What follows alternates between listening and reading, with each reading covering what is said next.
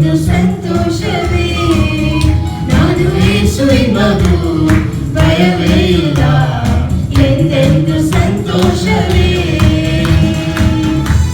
ಜಯಿಸಿರುವೆ, ನಾನು ಜಯಿಸಿರುವೆ, ಶೈತಾನನ್ನು ಜಯಿಸಿರುವೆ. ಜವಾಲಿಸಿಯಾಗಿರುವ ದೇವರು ಆತನು ಶೈತಾನನನ್ನು ಜಯಿಸಿದ ಪ್ರಕಾರ ನಮಗೂ ಶೈತಾನನ ಶೋಧನೆಗಳನ್ನು ಜಯಿಸುವ ಬಲವನ್ನು ನೀಡಿದ್ದಾರೆ. ಹಲ್ಲೆಲೂಯಾ. ಜಯಿಸಿರುವೆ, ನಾನು ಜಯಿಸಿರುವೆ, ಶೈತಾನನನ್ನು ಜಯಿಸಿರುವೆ.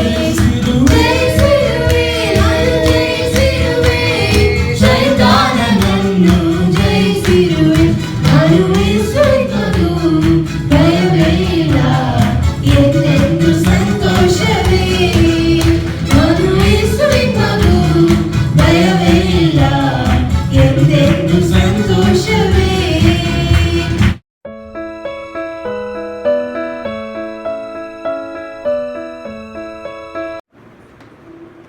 ಹಲ್ಲೆಲೂಯಾ. ಎಲ್ಲರೂ ತಗೊಳ್ಳಿರಿ. ಲೂಕನು ಬರೆದ ಸುವಾರ್ತೆ ಅಧ್ಯಾಯ 7, ಲೂಕನು ಬರೆದ ಸುವಾರ್ತೆ ಅಧ್ಯಾಯ 7 36 ಇರುವ ವಾಕ್ಯಗಳನ್ನು ನಾವು ಧ್ಯಾನಿಸೋಣ. ಫರಿಸಾಯರಲ್ಲಿ ಒಬ್ಬನು ಆತನನ್ನು ತನ್ನ ಜೊತೆಯಲ್ಲಿ ಊಟ ಮಾಡಬೇಕೆಂದು ಬೇಡಿಕೊಂಡಾಗ ಆತನು ಆ ಫರಿಸಾಯನ ಮನೆಗೆ ಹೋಗಿ ಊಟಕ್ಕೆ ಒರಗಿಕೊಂಡನು. ಆಗ ಆ ಊರಲ್ಲಿದ್ದ ದುರಾಚಾರಿಯಾದ ಒಬ್ಬ ಹೆಂಗಸು ಫರಿಸಾಯನ ಮನೆಯಲ್ಲಿ ಆತನು ಊಟಕ್ಕೆ ಒರಗಿದ್ದಾನೆಂದು ಗೊತ್ತು ಹಿಡಿಕೊಂಡು ಸುಗಂಧ ತೈಲದ ಭರಣಿಯನ್ನು ತೆಗೆದುಕೊಂಡು ಬಂದು ಹಿಂದೆ ಆತನ ಪಾದಗಳ ಬಳಿಯಲ್ಲಿ ನಿಂತುಕೊಂಡು ಅಳುತ್ತಾ ತನ್ನ ಕಣ್ಣೀರಿನಿಂದ ಆತನ ಪಾದಗಳನ್ನು ತ್ಯಾವ ಮಾಡಿ ತನ್ನ ತಲೆ ಕೂದಲಿನಿಂದ ಒರೆಸಿ ಅವುಗಳಿಗೆ ಮುದ್ದಿಟ್ಟು ಆ ತೈಲವನ್ನು ಹಚ್ಚಿದಳು. ಆದರೆ ಆತನನ್ನು ಊಟಕ್ಕೆ ಕರೆದ ಫರಿಸಾಯನು ಇದನ್ನು ಕಂಡು, ಇವಳು ದುರಾಚಾರಿ, ಇವನು ಪ್ರವಾದಿಯಾಗಿದ್ದರೆ ತನ್ನನ್ನು ಮುಟ್ಟಿದ ಈ ಹೆಂಗಸು ಇಂಥವಳೆಂದು ತಿಳಿದುಕೊಳ್ಳುತ್ತಿದ್ದನು ಅಂದುಕೊಂಡನು. ಅದಕ್ಕೆ ಯೇಸು, ಸೀಮೋನನೇ, ನಾನು ನಿನಗೆ ಹೇಳಬೇಕಾದ ಒಂದು ಮಾತದೆ ಅಂದಾಗ ಅವನು, ಬೋಧಕನೇ, ಹೇಳುವಂದನು. ಆಗ ಯೇಸು, ಒಬ್ಬ ಸಾಹುಕಾರನಿಗೆ 2 ಸಾಲಗಾರರಿದ್ದರು. ಒಬ್ಬನು 500 ಹಣ ಕೊಡಬೇಕಾಗಿತ್ತು, ಮತ್ತೊಬ್ಬನು 50 ಹಣ ಕೊಡಬೇಕಾಗಿತ್ತು. ತೀರಿಸುವುದಕ್ಕೆ ಅವರಿಗೆ ಗತಿ ಇಲ್ಲದಿದ್ದರಿಂದ ಆ ಇಬ್ಬರಿಗೂ ಸಾಲವನ್ನು ಬಿಟ್ಟನು. ಹಾಗಾದರೆ ಅವರಲ್ಲಿ ಯಾವನು ಆ ಸಾಹುಕಾರನನ್ನು ಹೆಚ್ಚಾಗಿ ಪ್ರೀತಿಸಾನೋ ಎಂದು ಕೇಳಿದ್ದಕ್ಕೆ ಸೀಮೋನನು, ಯಾವನಿಗೆ ಹೆಚ್ಚಾಗಿ ಬಿಟ್ಟನೋ ಅವನೇ ಎಂದು ಭಾವಿಸುತ್ತೇನೆ ಅಂದನು. ಹಲ್ಲೆಲೂಯಾ. ಹಲ್ಲೆಲೂಯಾ. ಇಲ್ಲಿ ಯೇಸು ಕರ್ತನು ಸೇವೆ ಮಾಡ್ತಾ ಇರುವಾಗ ಹಲವಾರು ಹೆಂಗಸರನ್ನು ಸಂಧಿಸಿದರು. ಪಾಪಿಯಾಗಿದ್ದ ಸ್ತ್ರೀ ಅವರ ಪಾದದಲ್ಲಿ ಒಂದು ಬಿದ್ದರು. ಆ ಒಂದು ಸಮಯದಲ್ಲಿ ಯೇಸು ಕರ್ತನು ಅವರ ಪಾಪಗಳನ್ನು ಕ್ಷಮಿಸಿ ಸ್ವೀಕರಿಸುವುದನ್ನು ನಾವು ನೋಡ್ತೇವೆ. ಇಲ್ಲಿ ಸ್ತ್ರೀಯ ಪಾಪಗಳನ್ನು ಯೇಸು ಕರ್ತನು ಕ್ಷಮಿಸಿದ್ದರಿಂದ ಯೇಸು ಕರ್ತನ ಒಂದು ಮನೆಯಲ್ಲಿ ಅವರು ಊಟಕ್ಕೆ ಕರೆದು ಅಲ್ಲಿ ಅವರು ಕೂತಿರುವಾಗ ಈ ಸ್ತ್ರೀ ಅಲ್ಲಿ ಬಂದು ಅವಳು ಏನ್ ಮಾಡ್ತಾಳೆ, ಸುಗಂಧ ವಾಸನೆಯುಳ್ಳ ಆ ತೈಲವನ್ನು, ಆ ಭರಣಿಯನ್ನು ಅವಳು ಒಡೆದು ಯೇಸು ಕರ್ತನ ಕಾಲಲ್ಲಿ ಹಾಕಿ ಅವಳು ಒರೆಸುವುದನ್ನು ನಾವು ನೋಡುತ್ತೇವೆ. ಅದು ಬಹು ಬೆಲೆಯುಳ್ಳದು. ನೀವು ಏನೋ ಎಷ್ಟು ಒಂದು ಸಾಮಾನ್ಯವಾದ ಒಂದು ಕಾರ್ಯ ನೀವು ನೋಡ್ತೀರಿ, ಬಟ್ ಇದರಲ್ಲಿ ಅವಳು ಯೇಸು ಕರ್ತನ ಕಾಲಲ್ಲಿ ಹಾಕಿರುವ ಆ ಒಂದು ಬೆಲೆಯುಳ್ಳ ಸುವಾಸನೆಯನ್ನು ಕೊಡುವ ಆ ಒಂದು ತೈಲ, ಪರಿಮಳ ತೈಲ ಎಂದು ಹೇಳ್ತೇವೆ. ಅದನ್ನು ಖರೀದಿ ಮಾಡುವುದಕ್ಕೆ 1 ವರ್ಷದ ಸಂಬಳ ಬೇಕು. ಮೊದಲಿಗಿತ್ತೆಯು ಮೊದಲಿಂಗನಕ್ಕೋಸ್ಕರ ಅವಳು ಏನ್ ಮಾಡ್ತಾಳೆ, ಅವಳನ್ನು ಮದುವೆ ಮಾಡುವ ಮೊದಲಿಂಗನಕ್ಕೋಸ್ಕರ 1 ವರ್ಷದ ಸಂಬಳವನ್ನು ಅವಳು ಏನ್ ಮಾಡ್ತಾಳೆ ತೆಗೆದು ಇಟ್ಟು ಆ ಒಂದು ಪರಿಮಳ ತೈಲವನ್ನು ಖರೀದಿ ಮಾಡಿ ಅದನ್ನು ಏನು ಮಾಡ್ತಾಳೆ, ಒಂದು ಚೈನಲ್ಲಿ ಆ ಹಾಟ್ ಹತ್ತಿರ ಅವಳು ಹಾಕೊಳ್ತಾಳೆ. ಮದುವೆ ಆದ ಮೇಲೆ ಆ ಮೊದಲಿಂಗನ ಪಾದದಲ್ಲಿ ಅವಳು ಏನ್ ಮಾಡ್ತಾಳೆ, ಅದನ್ನು ಸುರಿಸ್ತಾಳೆ. ಅದು ಅವನಿಗೋಸ್ಕರ ಭದ್ರವಾಗಿ ಅವಳು ಅದನ್ನು ಏನು ಮಾಡ್ತಾಳೆ, ಇಟ್ಕೊಂಡು ಆ ದಿವಸದಲ್ಲಿ ತನ್ನನ್ನು ಸಂಪೂರ್ಣವಾಗಿ ಅರ್ಪಿಸಿಕೊಳ್ಳುವುದನ್ನು ಅದು ತೋರಿಸುವಂತದ್ದಾಗಿರುತ್ತೆ. ಹಲ್ಲೆಲೂಯಾ. ಬಹು ಬೆಲೆಯುಳ್ಳ ಆ ಒಂದು ಪರಿಮಳ ತೈಲವನ್ನು ಅವನಿಗೆ ಅದನ್ನು ಅರ್ಪಿಸ್ತಾಳೆ, ಒಪ್ಪಿಸಿಕೊಡ್ತಾಳೆ. ತನ್ನನ್ನು ಒಪ್ಪಿಸಿಕೊಡೋದಕ್ಕೆ ಸಮಾನವಾದ ಒಂದು ಕಾರ್ಯ ಅದು. ನಾನು ನಿಮಗೆ ಸ್ವಂತ ಎಂದು ತನ್ನನ್ನು ಸಂಪೂರ್ಣವಾಗಿ ಒಪ್ಪಿಸಿಕೊಡುವುದನ್ನು ತೋರಿಸುವಂತದ್ದಾಗಿ ಇರುತ್ತೆ. ಇಲ್ಲಿ ನೀವು ನೋಡಿದರೆ ಈ ಸ್ತ್ರೀ, ಪಾಪಿಯಾಗಿರುವ ಸ್ತ್ರೀ ಯೇಸು ಕರ್ತನಿಗೆ ಆದ ರೀತಿಯಲ್ಲಿ ಮಾಡ್ತಾರೆ. ಹಾಗೆ ಮಾಡುವಾಗ ಯೇಸು ಕರ್ತನ ಏನು ಉತ್ತರ ಕೊಟ್ಟರು? ಯೇಸು ಅವನಿಗೆ, ನೀನು ಸರಿಯಾಗಿ ತೀರ್ಪು ಮಾಡಿದಿ ಎಂದು ಹೇಳಿ ಆ ಹೆಂಗಸಿನ ಕಡೆಗೆ ತಿರುಗಿಕೊಂಡು ಸಿಮೋನನಿಗೆ ಹೇಳಿದ್ದೇನೆಂದರೆ, ಈ ಹೆಂಗಸನ್ನು ನೋಡಿದೆಯಾ? ನಾನು ನಿನ್ನ ಮನೆಗೆ ಬಂದಾಗ ನೀನು ನನ್ನ ಕಾಲಿಗೆ ನೀರು ಕೊಡಲಿಲ್ಲ. ನೋಡಿದಿ, ಅತಿಥಿ ಸತ್ಕಾರನೇ ಅವನು ಮಾಡಲಿಲ್ಲ. ಮನೆಗೆ ಬರುವಾಗ ಅದು ಜಾಸ್ತಿ ಮರಳುಗಳು ಇರುವ ಸ್ಥಳ. ಅಲ್ಲಿ ಮನೆಗೆ ಬರುವವರಿಗೆ ಫಸ್ಟ್ ಏನ್ ಮಾಡ್ತಾರೆ, ನಾವತ್ತು ಹಳ್ಳಿಯಲ್ಲಿ ಬದುಕಿದವರು ತಾನೆ, ಮನೆಗೆ ಬರುವಾಗ ಮೊದಲು ಹೊರಗಡೆ ಬಕೆಟ್ ಅಲ್ಲಿ ನೀರು ಇಟ್ಟಿರ್ತಾರೆ. ನಾವು ಕಾಲು ತೊಳ್ಕೊಂಡೇ ಒಳಗಡೆ ಬರ್ತೇವೆ. ಬಟ್ ಇವರಿಗೆ ನೀರು ಕೂಡ ಅವ್ನು ಕೊಟ್ಟಿಲ್ಲ. ಇವಳಾದರೂ ನಾನು ಒಳಗೆ ಬಂದಾಗಿನಿಂದ ನನ್ನ ಕಾಲಿಗೆ ಮುತ್ತಿಡುವುದನ್ನು ಬಿಟ್ಟಿಲ್ಲ. ನೀನು ನನ್ನ ತಲೆಗೆ ಎಣ್ಣೆ ಹಚ್ಚಲಿಲ್ಲ. ಇವಳಾದರೂ ಸುಗಂಧ ತೈಲವನ್ನು ಕಾಲಿಗೆ ಹಚ್ಚಿದಳು. ತಲೆಗೆ ಹಚ್ಚಬೇಕಾದನ್ನು ಕಾಲಿಗೆ ಹಚ್ಚಿದಳು. ಹಲ್ಲೆಲೂಯಾ. ಆ ಪರಿಮಳ ತೈಲವನ್ನು ತಲೆಗೆ ಹಚ್ತಾರೆ. ಇವಳು ಅದು ಏನು ನನಗೆ ದೇವರು ಶ್ರೇಷ್ಠವಾದ ದೇವರು ಇಳಿದು ಬಂದಿದ್ದಾರೆ, ರಕ್ಷಣೆ ಇಳಿದು ಬಂದಿದ್ದಾರೆ. ಅವ್ರ ಕಾಲಿಗೆ ಅವಳು ಏನ್ ಮಾಡ್ತಾರೆ, ಪರಿಮಳ ತೈಲವನ್ನು ಹಚ್ಚುತ್ತಾಳೆ. ಹೀಗಿರಲು ನಾನು ಹೇಳುವ ಮಾತೇನೆಂದರೆ, ಇವಳ ಪಾಪಗಳು ಬಹಳವಾಗಿದ್ದರೂ ಅವು ಕ್ಷಮಿಸಲ್ಪಟ್ಟಿವೆ. ಇದಕ್ಕೆ ಪ್ರಮಾಣವೇನೆಂದರೆ, ಇವಳು ತೋರಿಸಿದ ಪ್ರೀತಿ ಬಹಳ. ಹಲ್ಲೆಲೂಯಾ. ಇವಳು ತೋರಿಸಿದ ಪ್ರೀತಿ ಬಹಳ. ಆದರೆ ಯಾವನಿಗೆ ಸ್ವಲ್ಪ ಮಾತ್ರ ಕ್ಷಮಿಸಲ್ಪಟ್ಟಿದೆಯೋ ಕ್ಷಮಿಸಲ್ಪಟ್ಟಿದೆಯೋ ಅವನು ತೋರಿಸುವ ಪ್ರೀತಿಯು ಸ್ವಲ್ಪವೇ. ಅವರು ತೋರಿಸುವ ಪ್ರೀತಿಯು ಸ್ವಲ್ಪವೇ.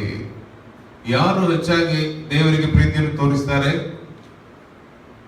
ನಿಜವಾಗಿ ಬಿಡುಗಡೆ ಹೊಂದಿದವರು, ನಿಜವಾಗಿ ದೇವರ ಕಡೆಯಿಂದ ಪಾಪ ಕ್ಷಮಾಪಣೆಯನ್ನು ಹೊಂದಿದವರೇ. ನಮಗೆ ಗೊತ್ತು ನಮ್ಮ ಗತಿ ಹೆಂಗೆ ಇತ್ತು, ನಾವು ಹೆಂಗೆ ತಳ್ಳಲ್ಪಟ್ಟ ಪರಿಸ್ಥಿತಿಯಲ್ಲಿ ಇದ್ದೇವೆ. ನಾವು ದೀನಾವಸ್ಥೆಯಲ್ಲಿ ಇರುವಾಗ ನಮ್ಮನ್ನು ಹುಡುಕಿ ಬಂದ ದೇವರು ಈ ಒಂದು ಪರಿಸ್ಥಿತಿಯಲ್ಲಿ ನನ್ನನ್ನು ಬಿಡುಗಡೆ ಮಾಡುವುದು ಯಾರು ಇಲ್ಲ. ಮರಣಕರವಾದ ಪರಿಸ್ಥಿತಿಗಳು, ಮನೆಯಲ್ಲಿರುವ ಸಮಸ್ಯೆಗಳು, ಕುಟುಂಬದಲ್ಲಿ, ಸಮಾಜದಲ್ಲಿ ರೋಗ ಪೀಡಿತರಾಗಿ ನಾವು ಇದ್ದ ಸಮಯ ಅಷ್ಟೇ ಮುಗಿದೋಯ್ತು ಎಂದಿರುವ ಪರಿಸ್ಥಿತಿಗಳಲ್ಲೇ ನಾವು ಬಾದು ಬಂದಿದ್ದೇವೆ. ಆ ಒಂದು ಪರಿಸ್ಥಿತಿಗಳಲ್ಲಿ ನಮ್ಮನ್ನು ಹುಡುಕಿ ಬಂದದು ಯೇಸು ಕರ್ತನು ಮಾತ್ರ. ಹಲ್ಲೆಲೂಯಾ. ನಮ್ಮನ್ನು ಸ್ವೀಕರಿಸಿಕೊಂಡವರು ಯೇಸು ಕರ್ತನೆ, ನಮ್ಮ ಪಾಪಗಳನ್ನು ಕ್ಷಮಿಸಿದ ಯೇಸು ಕರ್ತನೆ ಹೆಚ್ಚಾದ ಬೆಲೆಯನ್ನು ಕೊಟ್ಟಿದ್ದಾರೆ. Hallelujah, hallelujah. ನೀವು ನೋಡಿದರೆ ಈ ಲೋಕಕ್ಕೆ ನೀವು ಯೋಹಾನನ ಅಧ್ಯಾಯ 3:16 ಓದುವಾಗ ಆ ವಾಕ್ಯ ಹೇಳುತ್ತದೆ, ತಂದೆಯಾದ ದೇವರು ಈ ಲೋಕವನ್ನು ಎಷ್ಟು ಪ್ರೀತಿಸಿದರು, ತನ್ನ ಒಬ್ಬನೇ ಮಗನನ್ನು ನಮಗೆ ಜೀವ ಬಲಿಯಾಗಿ ಅವರು ಕಳುಹಿಸಿದರು. ಅವರು ಮೈಕಲ್, ಗಬ್ರಿಯಲ್ ಈ ತರ ಅವರಿಗೆ ಪ್ರಥಮ ದೂತರುಗಳಿದ್ದಾರೆ. ರಕ್ಷಣೆಗೋಸ್ಕರ ನೀವು ಹೋಗಿ ಪ್ರಾಣ ಕೊಡು ಅಂತ ಹೇಳಿಲ್ಲ, ತನ್ನಲ್ಲಿ ಇದ್ದ. ಹಲ್ಲೆಲೂಯಾ. ಅವರು ತಿರಿಯಕ ದೇವನಾಗಿರುವ ಅವರು ತಂದೆಯಾಗಿ, ವಾಕ್ಯವಾಗಿ, ಆತ್ಮನಾಗಿ ಇದ್ದಾರೆ. ಅವರಲ್ಲಿ ಇರುವ ಆ ವಾಕ್ಯವನ್ನು ಅವರು ತೆಗೆದು ಆ ವಾಕ್ಯವಾಗಿ ಇರುವವರು ಇವತ್ತು ಯಾರಾಗಿ ಬರ್ತಾರೆ? ಯೇಸು ಕರ್ತನಾಗಿ. ನಾವು ಮಕ್ಕಳಾಗಿರೋದ್ರಿಂದ ಅವರು ತಂದೆಯಾಗಿಯೂ ಈ ಮಕ್ಕಳೆಲ್ಲ ಹೆಂಗೆ ದೇವರೊಂದಿಗೆ ಸಂಬಂಧದಲ್ಲಿ ಇರಬೇಕು, ಅನ್ಯೋನ್ಯದಲ್ಲಿ ಇರಬೇಕು ಅಂತ ತೋರಿಸುವುದಕ್ಕಾಗಿ ಅವರನ್ನು ಮಗನಾಗಿ ಕಳುಹಿಸ್ತಾರೆ. ಹಲ್ಲೆಲೂಯಾ. ಅದು ಮಾತ್ರ ಅಲ್ಲ, ನಮ್ಮ ಪಾಪ ಪರಿಹಾರಕ್ಕಾಗಿ ಜೀವ ಬಲಿಯಾಗಿ ಅವರು ಈ ಲೋಕಕ್ಕೆ ಇಳಿದು ಬರುತ್ತಾರೆ. ಇಡೀ ಲೋಕದ ಪಾಪವನ್ನು ಅವರು ಹೊತ್ತು ತೀರಿಸಿದ ಯಾರು? ಯಜ್ಞದ ಕುರಿಮರಿ ಎಂದು ನಾವು ನೋಡುತ್ತೇವೆ. ಶ್ರೇಷ್ಠವಾದ ಬಲಿಯನ್ನು ದೇವರು ಕೊಟ್ಟಿದ್ದಾರೆ ನಮಗಾಗಿ, ನಮ್ಮನ್ನು ರಕ್ಷಿಸುವುದಕ್ಕೋಸ್ಕರ. ಅರ್ಧ ಬಲಿಯಲ್ಲ, ಶ್ರೇಷ್ಠವಾದ ಬಲಿ. ಇಂಗ್ಲಿಷ್ ಅಲ್ಲಿ ನೋಡಿದ್ರೆ ಒನ್ಲಿ ಬಿಗಾಟನ್ ಸನ್, ಒನ್ಲಿ ಒನ್. ಹಲ್ಲೆಲೂಯಾ. ಯಾಕೆ ನಾನೇ ದೇವಕುಮಾರನ ಹೇಳುವಾಗ ಯಹೂದ್ಯರಿಗೆ ಕೋಪ ಬಂತು ಅಂತ ನೀವು ನೋಡಿದ್ರೆ, ಅವರು ತಂದೆಗೆ ಸಮಾನವಾಗಿ ಇರುವ ಒಂದು ಕಾರ್ಯವನ್ನು ಮಾತನಾಡ್ತಾರೆ. ಮಗನಂತ ಹೇಳಿದರೆ ಸರಿ, ಮಗನ್ ತಾನೆ, ಕಡಿಮೆ ಆದವರನ್ನು ಬಿಟ್ಬಿಡ್ಬೇಕು ತಾನೆ. ಯಾಕೆ ಅವರು I am the son of god ಅಂತ ಹೇಳುವಾಗ ಅವರಿಗೆ ಕೋಪ ಬಂತು ನೋಡಿದರೆ, ಆ ರೀತಿಯಲ್ಲಿ ಹೇಳಿದರೆ ಅವರೇ ತಂದೆಗೆ ಸಮಾನವಾಗಿರುವ ಮಗನಿಂದ ಅರ್ಥ. ಹಲ್ಲೆಲೂಯಾ. ಇರುವಾಗ ಶ್ರೇಷ್ಠವಾದ ಬಲಿ ದೇವರು ನಮಗೆ ಕೊಟ್ಟಿದ್ದಾರೆ. ಆದ್ದರಿಂದ ಇನ್ನು ಹೇಳಬೇಕಾದ್ರೆ, ನಮ್ಮಲ್ಲಿ ರಕ್ಷಣೆ ಹೊಂದಿದವರು, ನಂಬಿಕೆಯ ಮೂಲಕ ರಕ್ಷಣೆ ಹೊಂದಿದವರು, ವಾಸವಾಗಿರುವರು ಯಾರು? ಅಲೋ, ದೇವರ ಆತ್ಮನು. ಪಾಪಿಗಳಾಗಿ ಇರುವ ನಮ್ಮಲ್ಲಿ ದೇವರ ಆತ್ಮನು ಬಂದು ವಾಸಿಸುವುದಕ್ಕೆ ಸಾಧ್ಯವಿದೆಯಾ? ಇಲ್ಲ. ನಾವು ಏನ್ ತಿನ್ನಬೇಕು, ಏನು ಕುಡಿಯಬೇಕು ಅಂತ ಚಿಂತಿಸ್ತೇವೆ. ಲೋಕನ ಈ ರೀತಿಯಲ್ಲಿ ಬರೀತಾನೆ, ಪವಿತ್ರ ಆತ್ಮನೇ ನೀಡಿದವರು ಇದೆಲ್ಲ ನಿಮಗೆ ಕೊಡುವುದಿಲ್ಲವೋ ಎಂದು ಅವನು ಪ್ರಶ್ನಿಸ್ತಾನೆ. ಹಾಗೆ ಇರುವಾಗ ಅಶ್ರೇಷ್ಠವಾಗಿ ಇರುವ ದೇವರ ಆತ್ಮನು ಪಾಪಿಗಳಾಗಿರುವ ನಮ್ಮಲ್ಲಿ ಯೇಸು ಕರ್ತನು ನಮ್ಮ ಪಾಪಗಳನ್ನು ತೊಳೆದು ಶುದ್ಧೀಕರಿಸಿ ನೂತನ ಸೃಷ್ಟಿಯಾಗಿ ಬದಲಾಯಿಸಿ ನಮ್ಮಲ್ಲಿ ವಾಸವಾಗಿರುವಂತೆ ದೇವರು ಕಲಿಸಿದ್ದಾರೆ. ಎಲ್ಲವೂ ಶ್ರೇಷ್ಠವಾದದ್ದು, ರಕ್ಷಣೆ ಶ್ರೇಷ್ಠವಾದದ್ದು. ಲೋಕದಲ್ಲಿ ನೀವು ನೋಡಿದ್ರೆ ಒಂದು ಯುದ್ಧ ನಡೀತಾ ಇದೆ, ಅಲ್ಲಿ ನ್ಯೂಸ್ ಅಲ್ಲಿ ಆ ಒಂದು ಮಿಸೈಲ್ಸ್ ಒಂದು ಹಿಟ್ ಮಾಡಿರುವ ಸ್ಥಳವನ್ನು ನೀವು ನೋಡಿದರೆ ನಮಗೆಲ್ಲ ಎಷ್ಟು ಭಯ ಆಗ್ತಾ ಇದೆ. ಏನಿಲ್ಲ, ಬರೀ ಧೂಳು, ದೊಡ್ಡ ದೊಡ್ಡ ಮನೆಗಳು, ಕಟ್ಟಡಗಳಿದ್ದ ಸ್ಥಳ ಎಲ್ಲ ನೆಲ ಸಮಾನವಾಗಿರುವುದನ್ನು ನೋಡುತ್ತೇವೆ. ಭಯಂಕರವಾದ ಮನುಷ್ಯನು ಸೃಷ್ಟಿ ಮಾಡಿ ಇಟ್ಟಿರುವ ಆಯುಧಗಳು ಅವರಿಗೆ ಎಷ್ಟು ವಿರೋಧವಾಗಿ ನಿಲ್ತಾ ಇದೆ, ಅದನ್ನು ನಾವು ನೋಡಬೇಕು.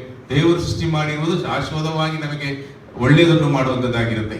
ಬಟ್ ಮನುಷ್ಯನು ಸೃಷ್ಟಿ ಮಾಡಿರುವ ಆಯುಧಗಳೆಲ್ಲ ಅವನಿಗೆ ವಿರೋಧವಾಗಿ ಅದು ಬರುವಾಗ ಭಯಂಕರವಾದ ನಾಶನವನ್ನು ಕೊಡುವಂಥದ್ದನ್ನು ನಾವು ನೋಡ್ತೇವೆ. ಈ ರೀತಿಯ ಪರಿಸ್ಥಿತಿಯಲ್ಲಿ ನೀವು ನೋಡಿದರೆ ರಕ್ಷಣೆ ಎಷ್ಟು ಪ್ರಾಮುಖ್ಯವಾದದ್ದು ನಾವು ಅರ್ಥ ಮಾಡಿಕೊಳ್ಳಬೇಕು. ಇವತ್ತಿರೋ ನಾಳೆ ಇರಲ್ಲ.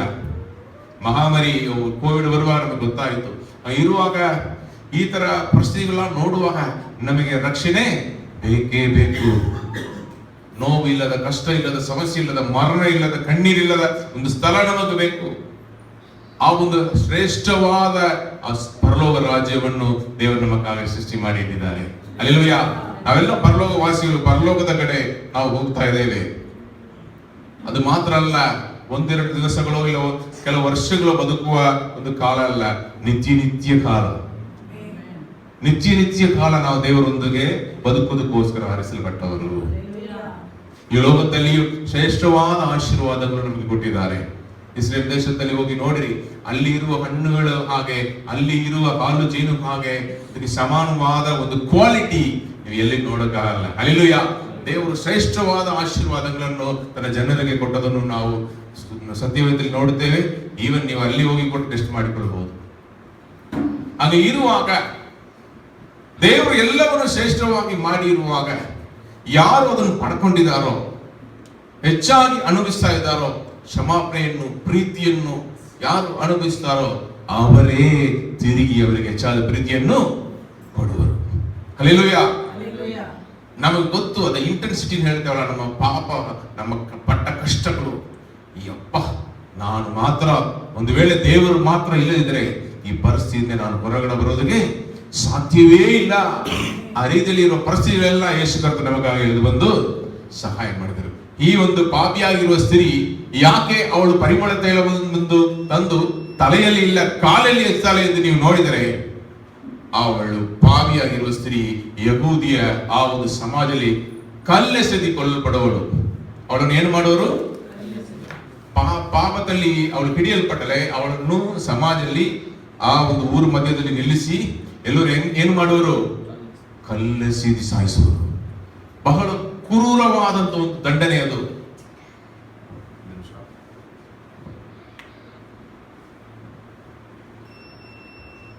ಇನ್ವರ್ಟರ್ಗೆ ಕೊನೆಯಲ್ಲಿ ಹೊಡಿತಾ ಇದೆ, ಸೊ ಅದಕ್ಕೆ ಅದನ್ನ ಆಫ್ ಮಾಡ್ತೀನಿ.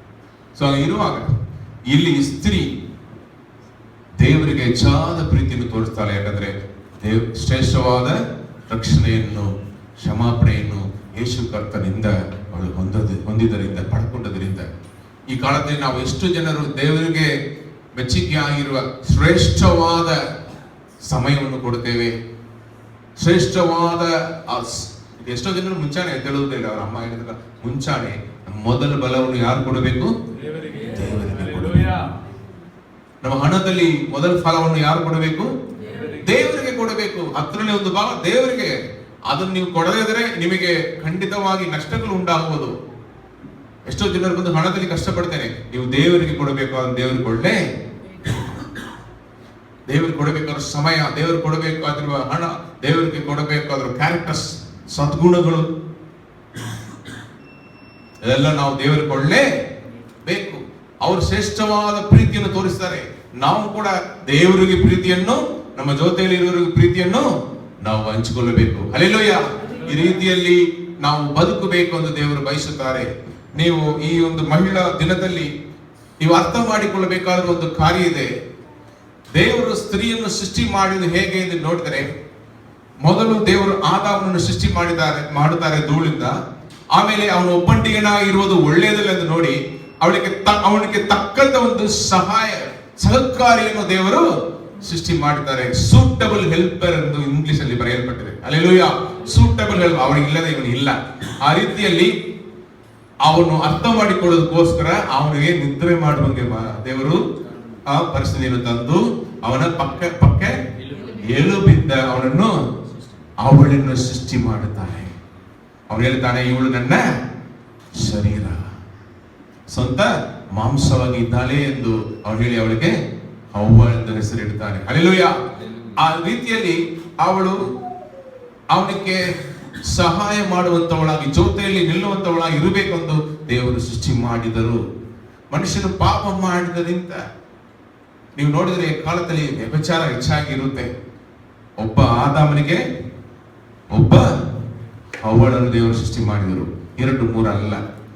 ಮನುಷ್ಯನು ದೇವರ ಪ್ರಸನ್ನತೆಯನ್ನು ಬಿಟ್ಟು ಅವನು ಅಗಲಿ ಹೋಗಿದಾಗ, ಪಾಪ ಮಾಡಿದಾಗ ಎಲ್ಲ ಬದಲಾಯಿತು. ಅವನ ಇಷ್ಟ ಪ್ರಕಾರ ಅವನು ಇಚ್ಛಿಸಿದ ಎಲ್ಲವನ್ನು ಮಾಡಿಕೊಂಡನು. 1 ಹೆಂಡತಿ ಇಲ್ಲ, 2 ಹೆಂಡತಿ, 3 ಹೆಂಡತಿ ಹಂಗೆ ಅವರು ತಗೊಂಡದ್ದು ನಾವು ನೋಡುತ್ತೇವೆ. ಆಮೇಲೆ ಕೊಲೆ ಮಾಡುವುದು, ವ್ಯಭಿಚಾರ ಮಾಡುವುದು, ಕದಿಯುವುದು, ಸುಳ್ಳು ಸಾಕ್ಷಿ ಹೇಳುವುದು, ಇದರ ಸುತ್ತಿಗೆ ಆಸೆ ಪಡುವುದು, ಇದೆಲ್ಲ ಎಲ್ಲಾ ಪಾಪಗಳು ಬಂದ ಕಾರಣ.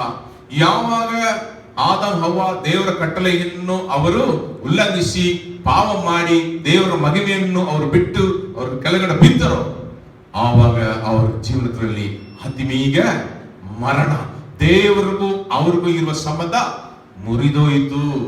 ಕುಟುಂಬವನ್ನು ಹೆಂಗೆ ನಡೆಸಬೇಕು, ನೀವು ಹೆಂಗೆ ಬದುಕಬೇಕು, ಗಂಡನ ಹೆಂಡತಿಯನ್ನು ಹೆಂಗೆ ನಡೆಸಬೇಕು, ಹೆಂಡತಿ ಗಂಡನಿಗೆ ಹೆಂಗೆ ಮರ್ಯಾದೆ ಕೊಟ್ಟು ನಡೆಸಬೇಕು, ಪ್ರೀತಿ ತೋರಿಸಬೇಕು, ಏನು ಗೊತ್ತಿಲ್ಲ. ದೇವರ ಡಿಸೈನ್ ಅವರಿಗೆ ಗೊತ್ತಿಲ್ಲ. ಆದ್ರಿಂದ ಅವರವರ ಇಷ್ಟ ಪ್ರಕಾರ ಅವರು ಬದುಕುವುದಕ್ಕೆ ಪ್ರಾರಂಭಿಸಿದ್ದರು. ಅಲ್ಲಿ ಒಂದು ವಾಕ್ಯ ಇರುತ್ತದೆ, ಸ್ತ್ರೀ ಮುಖಾಂತರ ಆ ಪಾಪ ಬಂದಿತ್ತು, ಅದು ನಿಜ. ಅವಳು ತುಂಬಾ ಸಾಫ್ಟ್ ಆಗಿರುವುದರಿಂದ ಈ ಶೈತಾನನು ಬಂದು ಯಾರನ್ನು ಮೊದಲು ವಂಚಿಸ್ತಾನೆ? ಸ್ತ್ರೀಯನ್ನು. ಇದನ್ನು ನೀನು ತಿಂದರೆ ದೇವರ ತರ ಆಗುವಿ, ಒಳ್ಳೆಯದು ಕೆಟ್ಟದ್ದು ಗೊತ್ತಾಗುತ್ತದೆ ಅಂತ ಹೇಳಿ ಅವಳನ್ನು ವಂಚಿಸಿ ಅವಳನ್ನು ತಿನ್ನಿಸಿ ಅದನ್ನು ಗಂಡನಿಗೂ ತಿನ್ನಿಸುವಂಗೆ ಅವನು ಮಾಡಿಬಿಟ್ಟನು. ಆದ್ರಿಂದ ರಿವರ್ಸ್ ಆಯಿತು. ದೇವರು ಆದಾಮ್ ಅವ್ವ ಈ ರೀತಿಯಲ್ಲಿ ಹೋಗ್ತಾ ಇದ್ದ ಆ ಒಂದು ಲೈನ್ ರಿವರ್ಸ್ ಆಯಿತು. ಶೈತಾನ್ ಬಂದು ಸ್ತ್ರೀಯನ್ನು ಮೋಸ ಮಾಡಿ ಗಂಡನನ್ನು ವಂಚಿಸಿ ಇವತ್ತು ದೇವರಿಗೂ ಅವ್ರಿಗಿರುವ ಕನೆಕ್ಷನ್ ಕಟ್ಟಾಯಿತು. ಆದ್ರಿಂದ ಅವರು ಇಷ್ಟ ಪ್ರಕಾರ ಆವಾಗ ದೇವರು ಬಂದು ಶಾಪವನ್ನು ಕೊಡುವಾಗ ಒಂದು ಮಾತು ಹೇಳ್ತಾರೆ, ಅದನ್ನು ನಾನು ತೋರಿಸ್ತೇನೆ. ಯಾಕೆ ಸ್ತ್ರೀಯಂದಿರಿಗೆ ಈ ರೀತಿಯ ಪರಿಸ್ಥಿತಿ ಬಂತು ನೀವು ನೋಡುವ. ಆದಿಕಾಂಡ ಅಧ್ಯಾಯ 3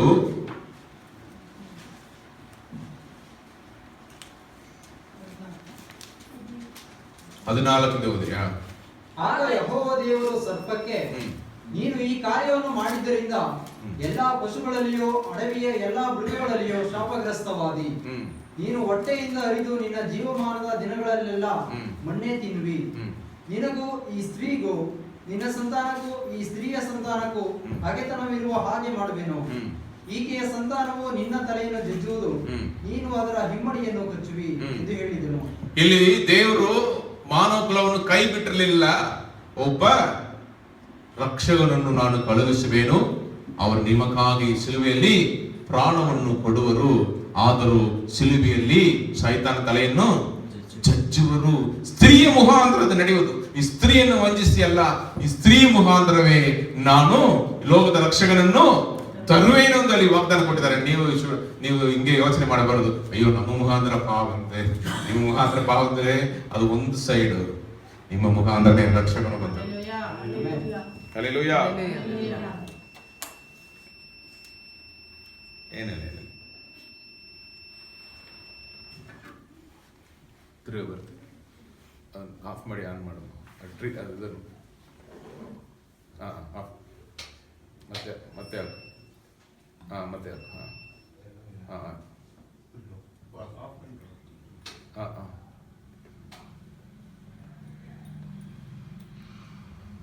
ಇರಲಿ ಪರವಾಗಿಲ್ಲ, ಸ್ವಲ್ಪ ಇದನ್ನು ಓಪನ್.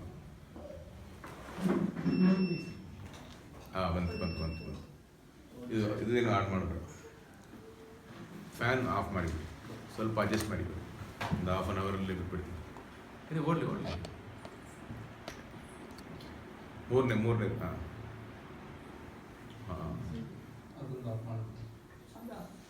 ಮತ್ತೆಲ್ಲ ಇರ್ಲಿ. ಇಲ್ಲಿ ನೀವು ನೋಡಿದರೆ ದೇವ್ರ ರಕ್ಷಕನನ್ನು ಅಲ್ಲಿ ಅವ್ರು ಏನ್ ಮಾಡ್ತಾರೆ, ವಾಗ್ದಾನವಾಗಿ ನೀಡ್ತಾರೆ. ಅದ ಫಸ್ಟ್ ಪ್ರಾಫೆಸಿ, ಬೈಬಲ್ ಇರುವ ಫಸ್ಟ್ ಪ್ರಾಫೆಸಿ ನಾವು ನೋಡ್ತೇವೆ. ಎರಡನೇದಾಗಿ ನೀವು ನೋಡಿದರೆ ಆ 16ನೇ ವಾಕ್ಯವನ್ನು ಓದ್ರಿ. ಆಮೇಲೆ ಸ್ತ್ರೀಗೆ, ನೀನು ಗರ್ಭಿಣಿಯಾಗಿರುವ ಕಾಲದಲ್ಲಿ ಬಹು ಸಂಕಟ ಪಡಬೇಕೆಂದು ನಾನು ನೇಮಿಸಿದ್ದೇನೆ. ಕಷ್ಟದಿಂದಲೇ ಮಕ್ಕಳನ್ನು ಹೆರುವಿ, ಗಂಡನ ಮೇಲೆ ನಿನಗೆ ಆಸೆ ಇರುವುದು. ಅರ್ಥವಾಯ್ತಾ? ಕಷ್ಟ ಬಂದದೆ, ಈ ನೋವು ಬಂದದೆ, ಮಗು ಹೆರುವಾಗ ಬಂದದೆ, ಅವರು ತಪ್ಪಾಗಿ ಮಾಡಿದ ಆ ಪಾಪದ ದಶೆಯಿಂದ.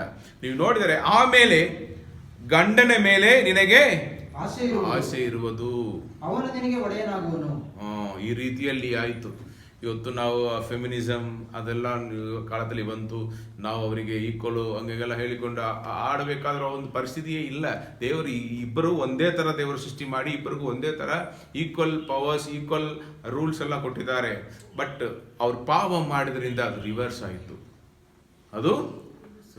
ಆಯಿತು. ಬಟ್ ನೀವು ನೋಡಿದರೆ ಇಲ್ಲಿ ದೇವರು ಅಲ್ಲಿ ಮುಗಿಸಿ ಬಿಟ್ಟಿರಲಿಲ್ಲ ಇತಿಹಾಸವನ್ನು. ನನ್ನ ರಕ್ಷಕನನ್ನು ಒಬ್ಬ ಸ್ತ್ರೀ ಮುಖಾಂತರ ಈ ಲೋಕಕ್ಕೆ ತರುವೇನು ಎಂದು ದೇವರು ವಾಗ್ದಾನ ಕೊಟ್ಟರು. ಆ ಒಂದು ಸ್ತ್ರೀಯೇ ಯೇಸು ಕರ್ತನ ತಾಯ ಇರುವ ಮರಿಯಳು. ಹಲ್ಲೆಲೂಯಾ. ಮರಿಯಳಿಗೆ ದೇವರು ಒಂದು ವಾಗ್ದಾನವನ್ನು ಕೊಟ್ಟರು. ನಾನು ರಕ್ಷಕನನ್ನು ಈ ಲೋಕಕ್ಕೆ ತರಲಿಕ್ಕಿದ್ದೇನೆ, ನೀನು ನಿನ್ನನ್ನು ಸಂಪೂರ್ಣವಾಗಿ ಒಪ್ಪಿಸಿಕೊಡು, ನೀನು ಒಂದು ಮಗುವನ್ನು ಹೆರುವಿ, ಅದಕ್ಕೆ ಯೇಸು ಎಂದು ಹೆಸರಿಡಬೇಕು ಎಂದು ಹೇಳಿದರು. ಆ ಸ್ತ್ರೀ ಕಾಮ ಅಭಿಲಾಷೆಯಿಂದ ಹುಟ್ಟುವವಳಲ್ಲ, ಆ ಮಗನು ಆ ಕಾಮದ ಒಂದು ಇದರಲ್ಲಿ ಅವಳು ಹುಟ್ಟುವವಳಲ್ಲ, ಪರಿಶುದ್ಧ ಆತ್ಮನಿಂದ ಅವರೊಂದು ಮಾತು ಹೇಳಿದರೆ ಸಾಕು. ನಾವು ಒಂದು ಕೈಯಲ್ಲಿ ರಿಮೋಟ್ ಇಟ್ಟುಕೊಂಡು ಟಿವಿಯನ್ನು ಆನ್ ಮಾಡಿಬಿಡ್ತೇವೆ.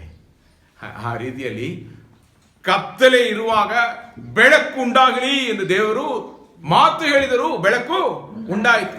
ಈ ಸ್ತ್ರೀ ಗರ್ಭವಾಗಲಿ ಎಂದು ಹೇಳಿದರೆ ಅವಳು ಗರ್ಭ ಧರಿಸ್ತಾಳೆ ಅಷ್ಟೇ. ಯಾಕೆಂದ್ರೆ ದೇವರ ಆ ಒಂದು ಸಂತಾನವಾಗಿರುವುದರಿಂದ ಮನುಷ್ಯರ ಹಾಗೆ ಅದು ನಡೆಯುವುದಿಲ್ಲ, ಮನುಷ್ಯರು ಮಾಡುವ ಹಾಗೆ ಅದು ನಡೆಯುವುದಿಲ್ಲ.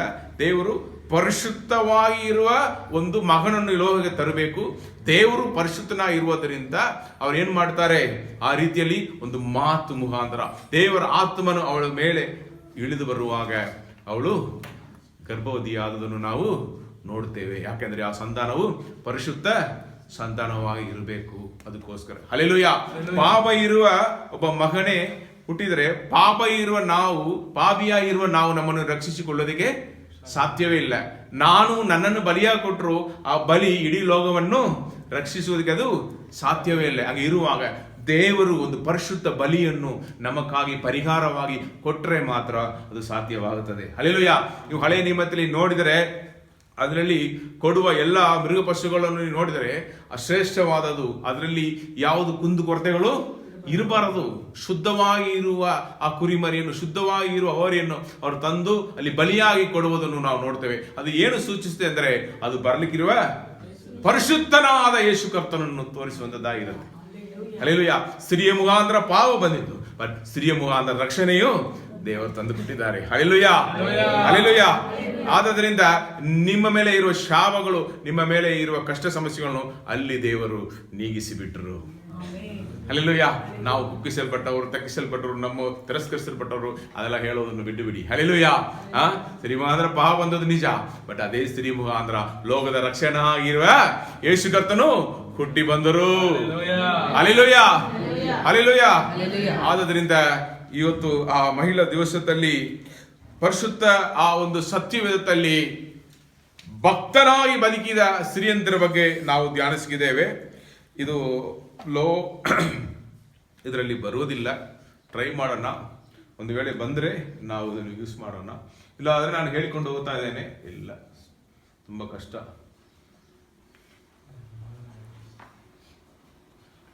ತುಂಬ ಕರೆಂಟು ಜಾಸ್ತಿ ತಗೊಳ್ತದೆ. ಬಂದರೆ ಒಳ್ಳೆದು, ನಾನು ಬೇಗ ಹೇಳಿಬಿಟ್ಟು ಹೋಗ್ತೇನೆ.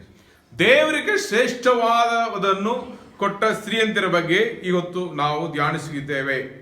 ಮೊದಲನೇದಾಗಿ ನಾನು ಹೇಳಿದ ಹಾಗೆ ಯೇಸುವಿನ ತಾಯಾಗಿರುವ ಮರಿಯಳು, ಯೇಸುವಿನ ತಾಯಾಗಿರುವ ಮರಿಯಳು ಮಾಡಿದೆ ಅಂತ ನೋಡಿದರೆ, ಸಮಾಜದಲ್ಲಿ ಮದುವೆ ಆಗುವುದಕ್ಕೂ ಮುಂಚೆ ಮಗುವನ್ನು ಎತ್ತುಕೊಂಡ್ರೆ ಅದು ವ್ಯಭಿಚಾರಕ್ಕೆ ಸಮಾನವಾಗಿರುತ್ತೆ. ಅದು ಬಹಳ ರಿಸ್ಕ್, ಅಪಾಯಕರವಾದ ಕಾರ್ಯ. ವ್ಯಭಿಚಾರಣೆಯನ್ನು ಏನು ಮಾಡ್ತಾರೆ ಯಹೂದಿಯರು? ಕಲ್ಲೆಸೆದು ಸಾಯಿಸ್ತಾರೆ. ಆ ಒಂದು ಪರಿಸ್ಥಿತಿಯಲ್ಲಿ ದೇವದೂತನು ಬಂದು ಮಾತನಾಡುವಾಗ ದೇವರ ಚಿತ್ತಕ್ಕೆ ತನ್ನನ್ನು ಪರಿಪೂರ್ಣವಾಗಿ ಒಪ್ಪಿಸಿಕೊಟ್ಟವಳು ಮರಿಯಳು. ಧೈರ್ಯ, ಮಾತನಾಡಿರೋ ದೇವರು ನೋಡಿಕೊಳ್ತಾರೆ. ಅವಳು ಒಪ್ಪಿಸಿಕೊಟ್ಟು, ನಾನಿನ್ನ ದಾಸಿ, ಇಗೋ ನಾನು ಕರ್ತನ ದಾಸಿ, ಇಗೋ ನಾನು ಕರ್ತನ ದಾಸಿ, ನಿನ್ನ ಮಾತಿನಂತೆ ನನಗಾಗಲಿ, ನಿನ್ನ ಮಾತಿನಂದೇ ನನಗಾಗಲಿ ಅಂದಳು. ನನಗೆ ಆಗಲಿ ಎಂದು ಹೇಳಿ ಒಪ್ಪಿಸಿಕೊಟ್ಟವರು ಅವರು. ಹಲ್ಲೆಲೂಯಾ. ಎಷ್ಟು ಜನರು ಈ ಕಾಲದಲ್ಲಿ ಶ್ರೀಮಂತರಾಗಿರುವ ನೀವು, ನಾನು ದೇವರ ದಾಸಿ, ದೇವರ ಚಿತ್ತ ನೆರವೇರಲಿ ಎಂದು ಒಪ್ಪಿಸಿಕೊಡ್ತೀರಿ? ನಾವು ನಮ್ಮ ಆಸೆಗಳಿಗೆ ಬಿತ್ತು ಹೋಗಿಬಿಡ್ತೇವೆ. ಬಟ್ ದೇವರ ಆಸೆಗೆ, ದೇವರ ಚಿತ್ತ ಪ್ರಕಾರ ಬದುಕುವರು ಬಹಳ ಕಡಿಮೆ. ಇಲ್ಲಿ ಈ ಮರಿಯಳು ರಿಸ್ಕ್ ತಗೊಂಡಿದ್ದಾಳೆ, ಅಪಾಯಕರವಾದ ಪರಿಸ್ಥಿತಿ. ಆದರೂ ಕೂಡ ಅವಳು ದೇವರಿಗೆ ತನ್ನನ್ನು ಒಪ್ಪಿಸಿಕೊಟ್ಟಿದ್ದಾಳೆ. ಹಲ್ಲೆಲೂಯಾ. ಈ ಸಂಪೂರ್ಣ ಸಲ್ಲಿಕೆಯನ್ನು ನಾವು ಇಲ್ಲಿ ನೋಡಬಹುದು. ನೀವು ಶ್ರೀಮಂತರಾಗಿರುವವರು ದೇವರ ಚಿತ್ತಕ್ಕೆ ಒಪ್ಪಿಸಿಕೊಡಿರಿ. ಹಲ್ಲೆಲೂಯಾ. ದೇವರ ಚಿತ್ತ ನನ್ನಲ್ಲಿ ನೆರವೇರಬೇಕು. ಅದು ಮದುವೆ ಆಗಿರಲಿ, ಅದು ಕುಟುಂಬ ಜೀವನವಾಗಿರಲಿ, ನಿಮ್ಮ ಮಕ್ಕಳ ಭವಿಷ್ಯವಾಗಿರಲಿ, ನೀವೇನು ಮಾಡಬೇಕು? ದೇವರ ಚಿತ್ತಕ್ಕೆ ಒಪ್ಪಿಸಿಕೊಟ್ರೆ ಅದು ಶ್ರೇಷ್ಠವಾದ ಒಂದು ಕಾರ್ಯವಾಗಿರುತ್ತೆ. ಅವಳು ಒಪ್ಪಿಸಿಕೊಟ್ಟದ್ರಿಂದ ನಮಗೆ ಈ ಲೋಕದ ರಕ್ಷಕನು ಸಿಕ್ಕಿದರು. ಹಲ್ಲೆಲೂಯಾ. ನೀವು ಎರಡನೇದಾಗಿ ನೋಡಿದರೆ ಹಣ್ಣಳು, 1 ಸಾಮುವೇಲ ಅಧ್ಯಾಯ 1 ನಾವು ಧ್ಯಾನಿಸುವಾಗ, ಹಣ್ಣಳು, ಮದುವೆಯಾದ ಹಣ್ಣಳಿಗೆ ಮಗು ಇಲ್ಲ. ಆ ಒಂದು ಕುಲದವರಿಗೆ ದೇವರು ಸಂತಾನವನ್ನು ಆಶೀರ್ವಾದವಾಗಿ ವಾಗ್ದಾನ ಕೊಟ್ಟಿದ್ದಾರೆ. ಬಟ್ ಹಣ್ಣಳಿಗೆ ಏನಿಲ್ಲ, ಮಗು ಇಲ್ಲ. ಈ ಒಂದು ಪರಿಹಾರಕ್ಕಾಗಿ ಅವಳು ಎಲ್ಲೆಲ್ಲೋ ಹುಡುಕಿ ಹೋಗಿ ಔಷಧಿ ತಗೊಂಡಿಲ್ಲ, ದೇವರ ಸನ್ನಿಧಿಯನ್ನು ಹುಡುಕಿ ಬಂದಳು. ಹಲ್ಲೆಲೂಯಾ. ಎಷ್ಟು ಜನರು ಕಷ್ಟಗಳು ಬರುವಾಗ ನಾವು ಫೋನ್ ಮಾಡಿ, ಅಯ್ಯಯ್ಯೋ ನನಗೆ ಈ ಪರಿಸ್ಥಿತಿ ಬಂದಿದೆ, ಅಯ್ಯೋ ನಾನು ಆ ಪರಿಸ್ಥಿತಿಯಿಂದ ನಾವು ಮಾತನಾಡ್ತೇವೆ. ಇಲ್ಲಿ ಹಣ್ಣಳಿಗೆ ಪರಿಸ್ಥಿತಿ ಬರುವಾಗ, ಅವಳ ಮನೆಯಲ್ಲಿ ಇರುವವರು ಎಲ್ಲರೂ ಅವಳನ್ನು ನೋಯಿಸ್ತಾ ಇರುವಾಗ, ಅವಳ ಕಣ್ಣೀರನ್ನು ಅವಳು ಎಲ್ಲಿ ಬಿಟ್ಟರು ನೋಡಿದರೆ ದೇವರ ಸನ್ನಿಧಿಯಲ್ಲಿ ಹೋಗಿ ದೇವರ ಪ್ರಸನ್ನತೆಯಲ್ಲಿ ಅವಳು ಕಣ್ಣೀರಾಕಿ ಮೊಣಗಾಲೂರಿ ಅವಳು ಪ್ರಾರ್ಥನೆ ಮಾಡಿದಳು. ಆ ಪರಿಹಾರವನ್ನು ದೇವರಲ್ಲಿ ಹುಡುಕಿದಳು.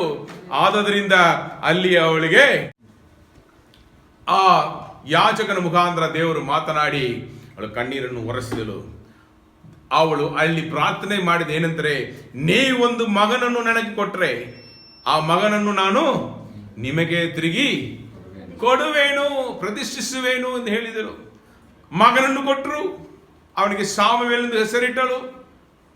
ಅವನು ಹಾಲು ಮರೆದು ಹೋಗುವ ಆ ಒಂದು ವಯಸ್ಸು ಬರುವಾಗ ತಿರುಗ ಆ ಮಗನನ್ನು ತಗೊಂಡು ಬಂದು ಆ ದೇವರಿಗೆ ಒಪ್ಪಿಸಿಕೊಟ್ಟಿದ್ದಾನೆ. ಸೇವೆಗೋಸ್ಕರ ಯಾರು ಮಾಡ್ತಾರೆ ಹಂಗೆ? ಸಿಕ್ಕದೇ ಒಂದು ಮಗು, ಆ ಮಗುವನ್ನು ನಾನೇ ಬೆಳೆಸಿ ನಾನೇ ನೋಡಿಕೊಳ್ಳುತ್ತೇನೆ ಎಂದು ಯೋಚನೆ ಮಾಡದೆ ದೇವರಿಗೆ ಒಪ್ಪಿಸಿಕೊಟ್ಟಿದ್ದಾರೆ. ಎಷ್ಟು ತಾಯಿಂದರು ಇಲ್ಲಿ ಇದು ನನ್ನ ಮಗನು, ನನ್ನ ಮಗಳು ಎಂದು ನೀವು ಕರಿತೀರಿ. ನಾನು ಹೇಳ್ತೇನೆ, ಯಾವಾಗ ದೇವರು ಕೊಟ್ಟ ಮಗನು, ದೇವರು ಕೊಟ್ಟ ಮಗಳು ದೇವರಿಗೆ ಸ್ವಂತ ಎಂದು ನೀವು ಬೆಳೆಸ್ತೀರೋ ಅವರು ದೇವರ ಮಕ್ಕಳಾಗಿ ಬೆಳೆಯೋರು. ಅವನನ್ನು ಬೆಳೆಸುವಾಗ ದೇವರ ಪ್ರಸನ್ನತೆಯಲ್ಲಿ ಬೆಳೆಸ್ತಾಳೆ. ಚಿಕ್ಕ ವಯಸ್ಸಿಂದೇ ಆ ಯೆಹೋವನ ಆ ಒಂದು ಇತಿಹಾಸವನ್ನು ಅವನ ಕಿವಿಯಲ್ಲಿ ಹಾಕಿ ಬೆಳೆಸ್ತಾಳೆ. ಹಲ್ಲೆಲೂಯಾ. ಇಲ್ಲಿ ನೀವು ನೋಡ್ತಾ ಇರುವ ಸ್ಯಾಮ್ ಜೆಬಿಶಾ ಅವರು ಆತ್ಮೀಯರಾಗಿ ಬೆಳೆದಿರೋದಕ್ಕೆ ಕಾರಣ ನಾನು ಹೇಳ್ತೇನೆ, ಅವ್ರಿಗೆ ಹಾಲು ಕುಡಿಸುವಾಗ ಕೂಡ ಫಾದರ್ ಬೆರ್ಕ್ಮಾನ್ಸ್ ಅವರ ಹಾಡುಗಳನ್ನು ನಾವು ಹಾಡಿ ಅವ್ರಿಗೆ ಹಾಲು ಕುಡಿಸ್ತೇವೆ, ವಾಕ್ಯವನ್ನು ಕಿವಿಯಲ್ಲಿ ಹಾಕುವೆವು. ಅದು ನೋಡುವುದಕ್ಕೆ ಒಂದು ಇದೇನು ಇದೆಲ್ಲ ಕ್ರಿಯೆ ಮಾಡುತ್ತಾ ಎಂದು ಯೋಚನೆ ಬರಬಹುದು. ನಾನು ಹೇಳ್ತೇನೆ ಅದು ಕ್ರಿಯೆ ಮಾಡಿದ್ದು ನಿಜ. ಜಬಿಶಾ ಒಂದು ಸಾರಿ ಅವಳು ಬಹಳ ಭಯಂಕರವಾದ ಒಂದು ಪರಿಸ್ಥಿತಿ, ಅವಳಿಗೆ ವೀಸಿಗೆ ಬಂದು ಡಾಕ್ಟರ್ ಕಡೆ ನಾವು ಅವಳು ಕರ್ಕೊಂಡು ಹೋಗ್ತಾ 20 ಕಿಲೋಮೀಟರ್. ನಾವು ಇರೋದು ಸೋನ್ಗಡ್, ಅಲ್ಲಿ MBBS ಡಾಕ್ಟರ್ ಸರಿಯಾಗಿ ಇಲ್ಲ.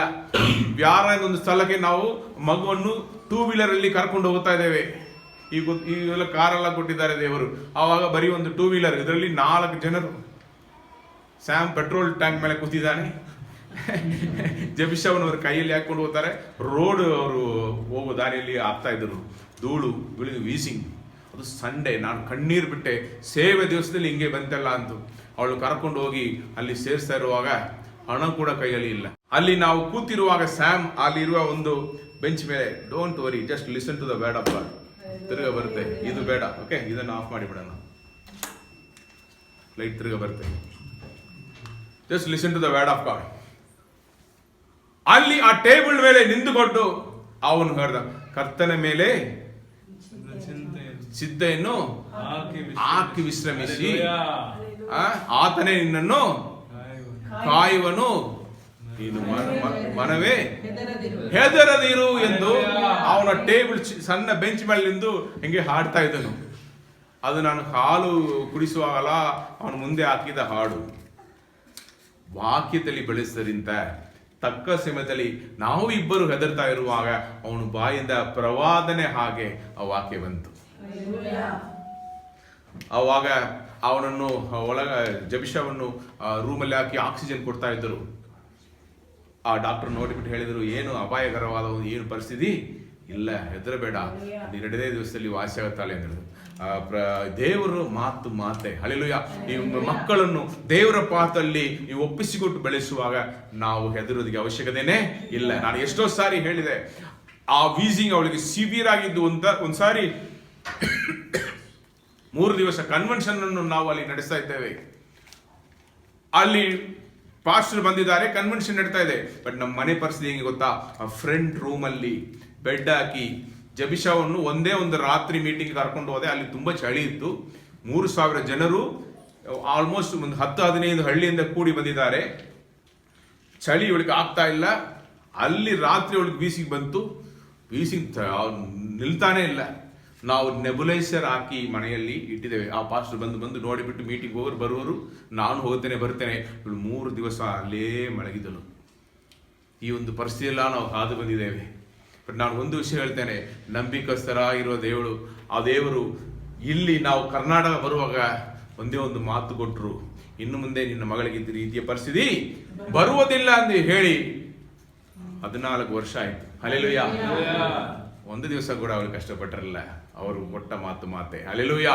ನೀವು ದೇವರಲ್ಲಿ ಬೆಳೆಸುವಾಗ, ವಾಕ್ಯದಲ್ಲಿ ಬೆಳೆಸುವಾಗ, ಒಪ್ಪಿಸಿಕೊಟ್ಟು ಬೆಳೆಸುವಾಗ, ಇದು ನನ್ನ ಮಗು ಅಲ್ಲ, ದೇವರು ನನಗೆ ಕೊಟ್ಟಿರುವ ಮಗು. ಒಂದು ದೇವರ ಪಾತಲ್ಲಿ ಒಪ್ಪಿಸಿಕೊಟ್ಟು ನೀವು ಬೆಳೆಸುವಾಗ ನೀವು ನಿಮ್ಮ ಮಕ್ಕಳು ಆಶೀರ್ವಾದಕರವಾಗಿರುವರು.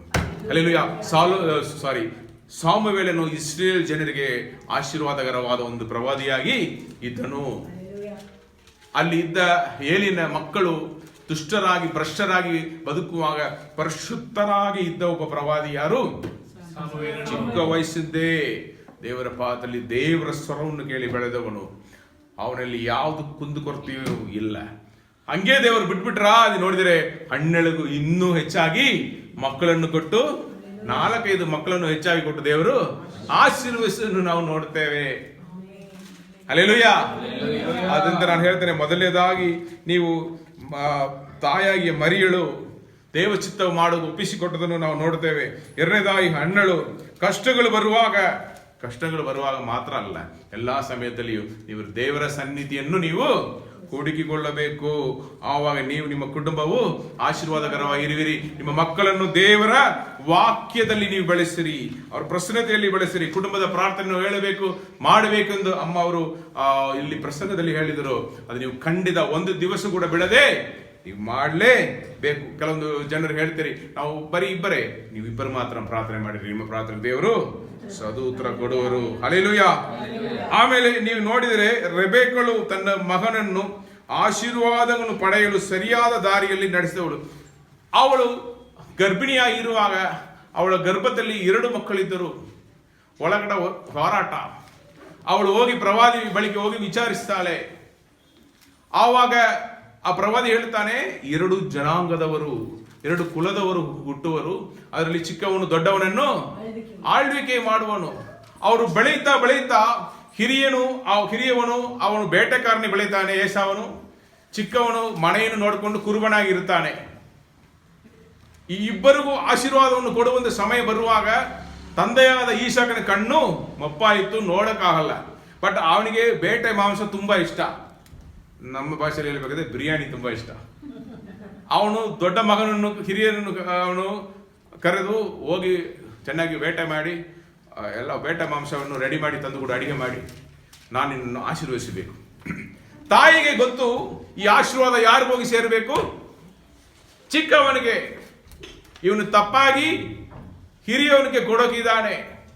ಆವಾಗ ಆ ಚಿಕ್ಕವನನ್ನು ಅವಳು ಕರೆದು ಅವನಿಗೆ ಬೇಸಾಕಿ ಅವನ ಕೈಯಲ್ಲಿ ಅವಳೇನು ಮಾಡ್ತಾಳೆ, ಒಳ್ಳೆಯ ಒಂದು ಕುರಿ ಮರಿಯನ್ನು ಹೊಡೆದು ಅಡಿಗೆ ಮಾಡಿ ಕೈಯಲ್ಲಿ ಕೊಟ್ಟು ಕಳುಹಿಸ್ತಾಳೆ.